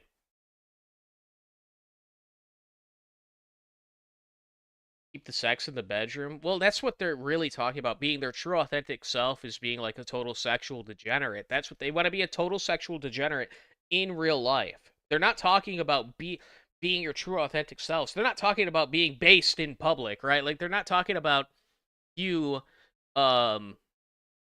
being like kind of a prick to the stranger that you just met because it's just like how you banter, it's how you talk to your friends, so why wouldn't it be acceptable in public as well? No, they're talking about like wanting to be able to run around naked in public and like fuck each other in public. That's what they're talking about when they say be my true authentic self, right? Your true authentic self is a fucking naked man. What they mean by that is they want a naked man to stand on every corner and jerk off. That's what they want.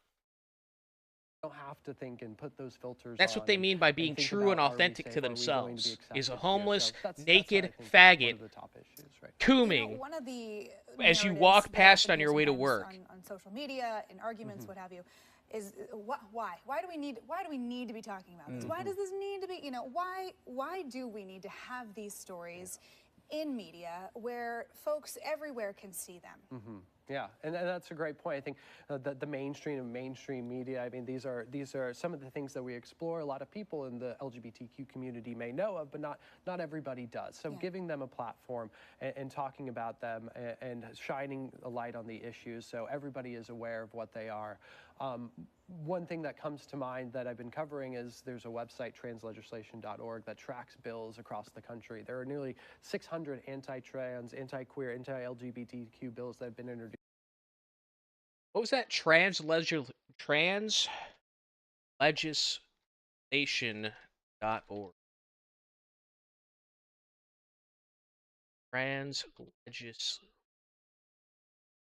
Legislation tracker. They upgraded to .com. They upgraded to .com. It's not .org anymore. I see. Okay.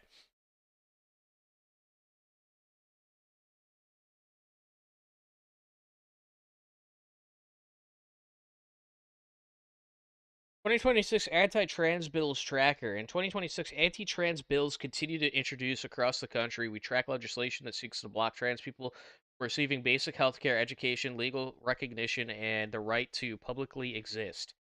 The right to publicly exist. These people really do think that they're, like, experiencing a genocide. They're not joking when they say shit like this. 62 have passed. 291 active. 477 have failed. Oh, they're winning! That looks like they're winning to me.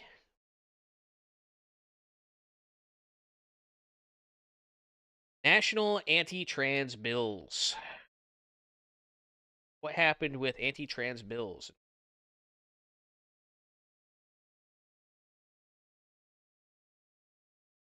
Healthcare, sports, education, employment, performance, bathroom, incarceration, bathroom, child abuse, child custody, birth certificates. So they're focusing on children yet again. Civil rights, adoption. Dude. No. No, dude, I could not imagine. Could you imagine how cruel the world has to be for you, a 5-year-old, an innocent little 5-year-old? You lose your family in like a car accident, right? On Christmas Day. They're on their way home, and you're gonna get to open the presents. You're gonna spend a nice, jolly time together. They get in a horrific accident, and they die. And now you have to go through the horrors that are the fucking adoption system. You have to go to some fucking foster home where you're probably gonna get beaten, and then two sexual degenerate men who are such freaks they can't not participate in their fetish in public show up, and they bring you home with them, and then you are subject to whatever they want with no recourse or supervision. You have no options, and you just have to go with these people. You would become a fucking serial killer. Probably kill yourself, or you'd become a serial killer. Like, how cruel the world has to be to do that to a 5-year-old. Unreal. Marriage, flags, religious exemptions, pronouns, military, parental rights, more. I say, dude, the military, I say fucking send them into war zones first, okay? Just like fucking Operation Human Shield, okay? It can serve a purpose. These people are not totally useless. They can serve a purpose. We could strap them to our tanks as like an extra layer of protection.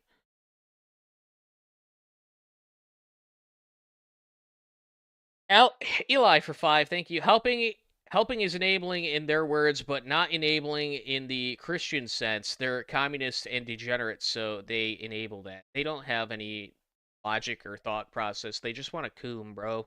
That's all it is. There's no logic behind any of their actions. They want to fucking coom. That's the only time that logic is applied, is to trying to figure out how they can coom in public without, like, how they can make it legal for them to coom in public and rape children. That's all it is. That's where the logic kicks in. After that, it doesn't matter. Like, we have to, like, look at this guy, right? This guy puts on a suit, and he goes on TV, and he's well-groomed, right? But you know what he's doing in his free time? He's not wearing a suit. I can guarantee you he's not wearing a suit. In fact, he's probably wearing as little clothing as possible.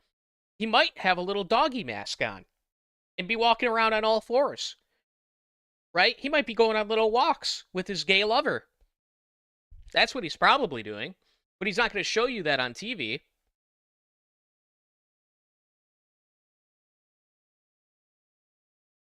No one. Hell World. Yeah, I know, right? Thank you for the 2. Felon books for 2. Our first step should be banning corn with a P. Yeah, well, that's never going to happen. Unfortunately, banning porn will never happen, even though it is very obviously, like, going to solve a lot of problems. Especially, like, the fucking the internet ID thing that they've been pushing. You realize that if we just banned porn, we wouldn't even be talking about that. But most people don't, like, most of the anti-ID people, anti-online ID people, won't even acknowledge that. They won't even talk about how, like, this entire fucking problem could totally be curbed by just simply making it so if you're gonna buy porn, you have to go to a store. You have to, like, go to a store. You can't just go online. But it's never gonna happen. It's never gonna happen. They will not make any concessions on the porn front. They will not stop cooming. People in their coom, they can't help themselves. Now, I guarantee you, the bills that they track are probably not even just trans bills, right? Like, I guarantee you that, like, if we go in here, we're gonna see stuff about, like, blacks, right? We're gonna see stuff about, like, ICE agents.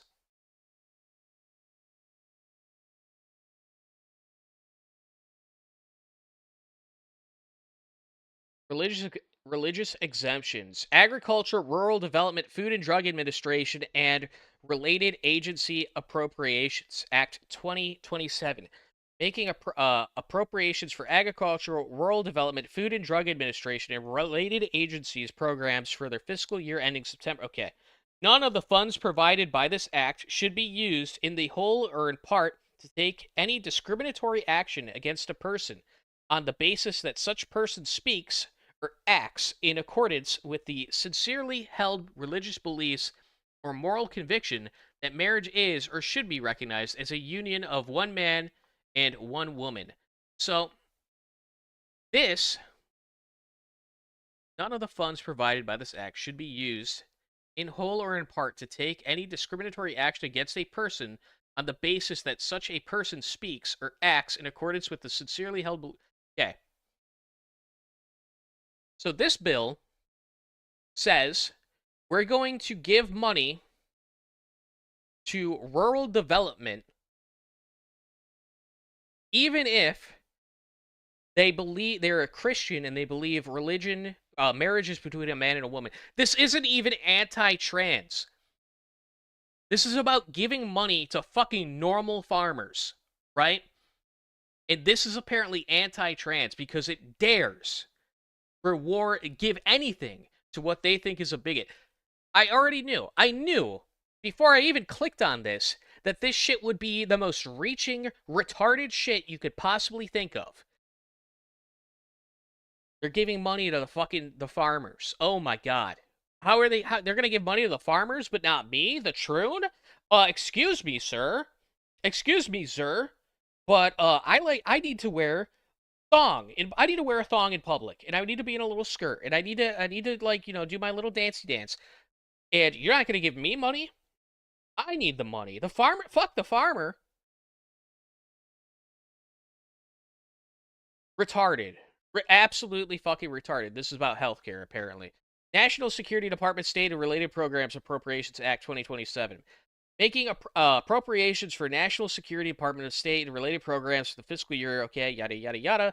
None of the funds made available by this act may be used to fund any domestic or international non-government organization that either offers counseling regarding sex change surgeries, promotes sex, changes surgeries. Okay, so this one's actually one that I could see why they care about, right? I could see why they would actually give a fuck about this. It's related to what they care about, which is subsidized sex.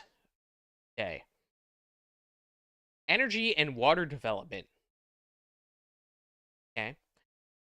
Section 508. None of the funds appropriated or otherwise made available by this act may be used to fly or display a flag over or within a facility of the federal government other than the flag of the United States, flag bearing an official U.S. government seal, or insignia.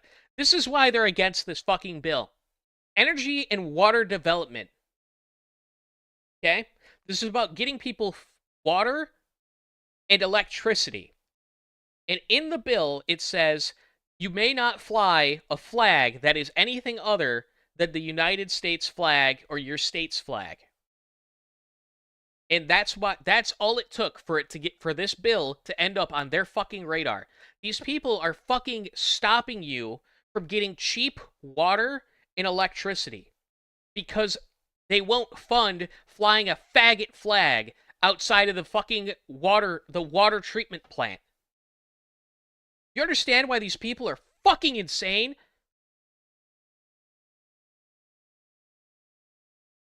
These are the same people.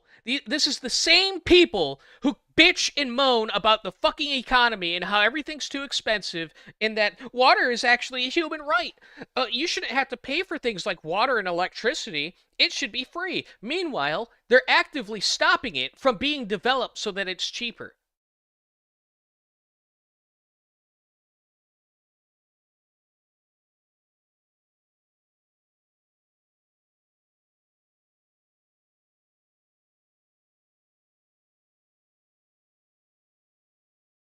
Unbelievable. Just this year. That's more than the past 6 or 7 years combined. Wow. So just the increase of that, the moment that we're in of fostering, of culture wars, of that kind of thing, and just cutting through the rhetoric and the things that are said and how they impact people. What does it mean to people and their lives? Yeah. Wow. Well, when we say watching out for you, we mean all of you. All y'all. So Yeah. I think that's important too, to give a voice to these issues, and for anyone who isn't maybe publicly as part of the queer community or feels isolated or alone, knows that these resources are out here. It's important. Well said. Brandon, great job. Looking forward to the special in June. Yeah, All I really right. appreciate the work you've been doing. And again, be sure to tune in for our Beyond Pride hour-long special. That's Thursday, June 15th. You can find more coverage of local LGBTQ plus issues right now on coin.com. Just search. I'm all right, dude. I'm all right. I think I found all the fucking issues that they care about right here. Department of Defense, okay. None of the funds appropriated otherwise made available to this act may be used with regards to a member of the armed forces with minor dependent children enrolled in exceptional family member programs. 1, to provide gender transition procedures, including surgery or medication, to such child. Okay, so they're going to stop funding service members transitioning their children for free. Okay. Military Construction Veteran Affairs and related agencies. None of the funds made available by this act may be used for surgical procedures or hormone therapies for the purpose of gender-affirming care.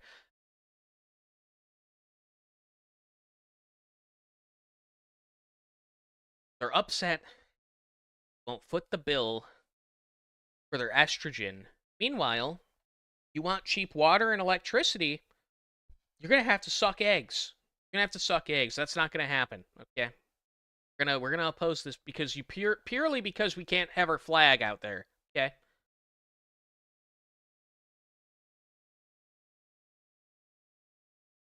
Secure American funding and expertise from Adversarial Research Exploitation Act of 2025, Anti-CBDC Surveillance State Act, Coast Guard Authorization.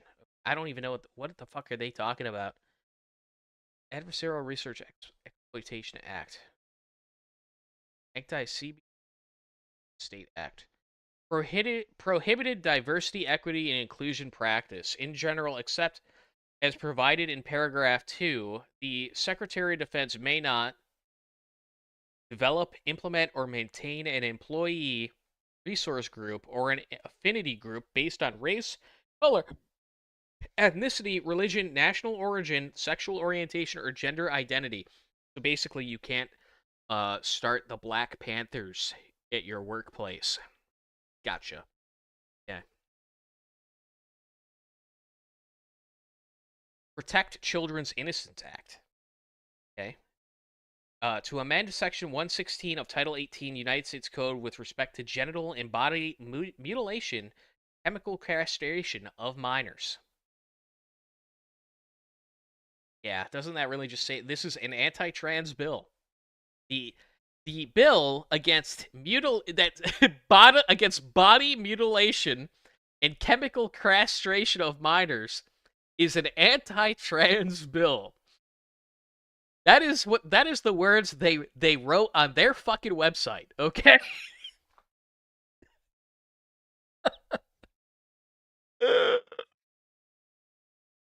There's no quotation marks or anything. It's not like the bill is saying this. They wrote this on their website, okay?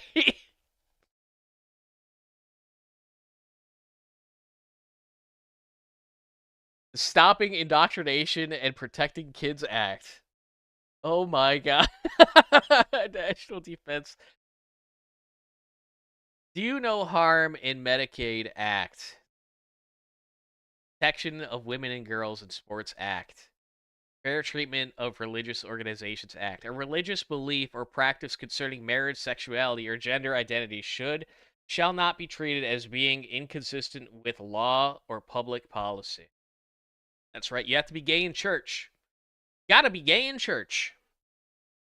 Sorry, you can't kick me out of church for being gay. All this really does, like, this is so that they can, like, storm in. This is the goal, right? Like, they don't like this because what it says is basically they can kick you off the premise for like barging in and, you know, being a faggot. That's basically what they have a problem with this. Excuse me, we're trying to give a sermon here. We're talking about God. No, sorry, that's not gonna happen. We're gonna talk about how fucking gay I am. Jesus fucking Christ.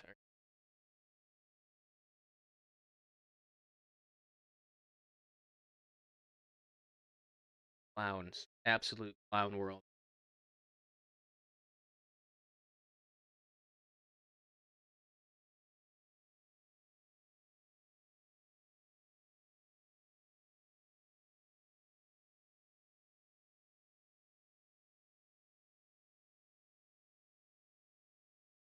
All right, Chad, is there anything else I need to do before I go here? I'm kind of winding down. It's been going on for long enough. I've kind of hit the mark where I wanted to end. 3 hours seems good to me. We done? I think we're done. Not watching the ED series there.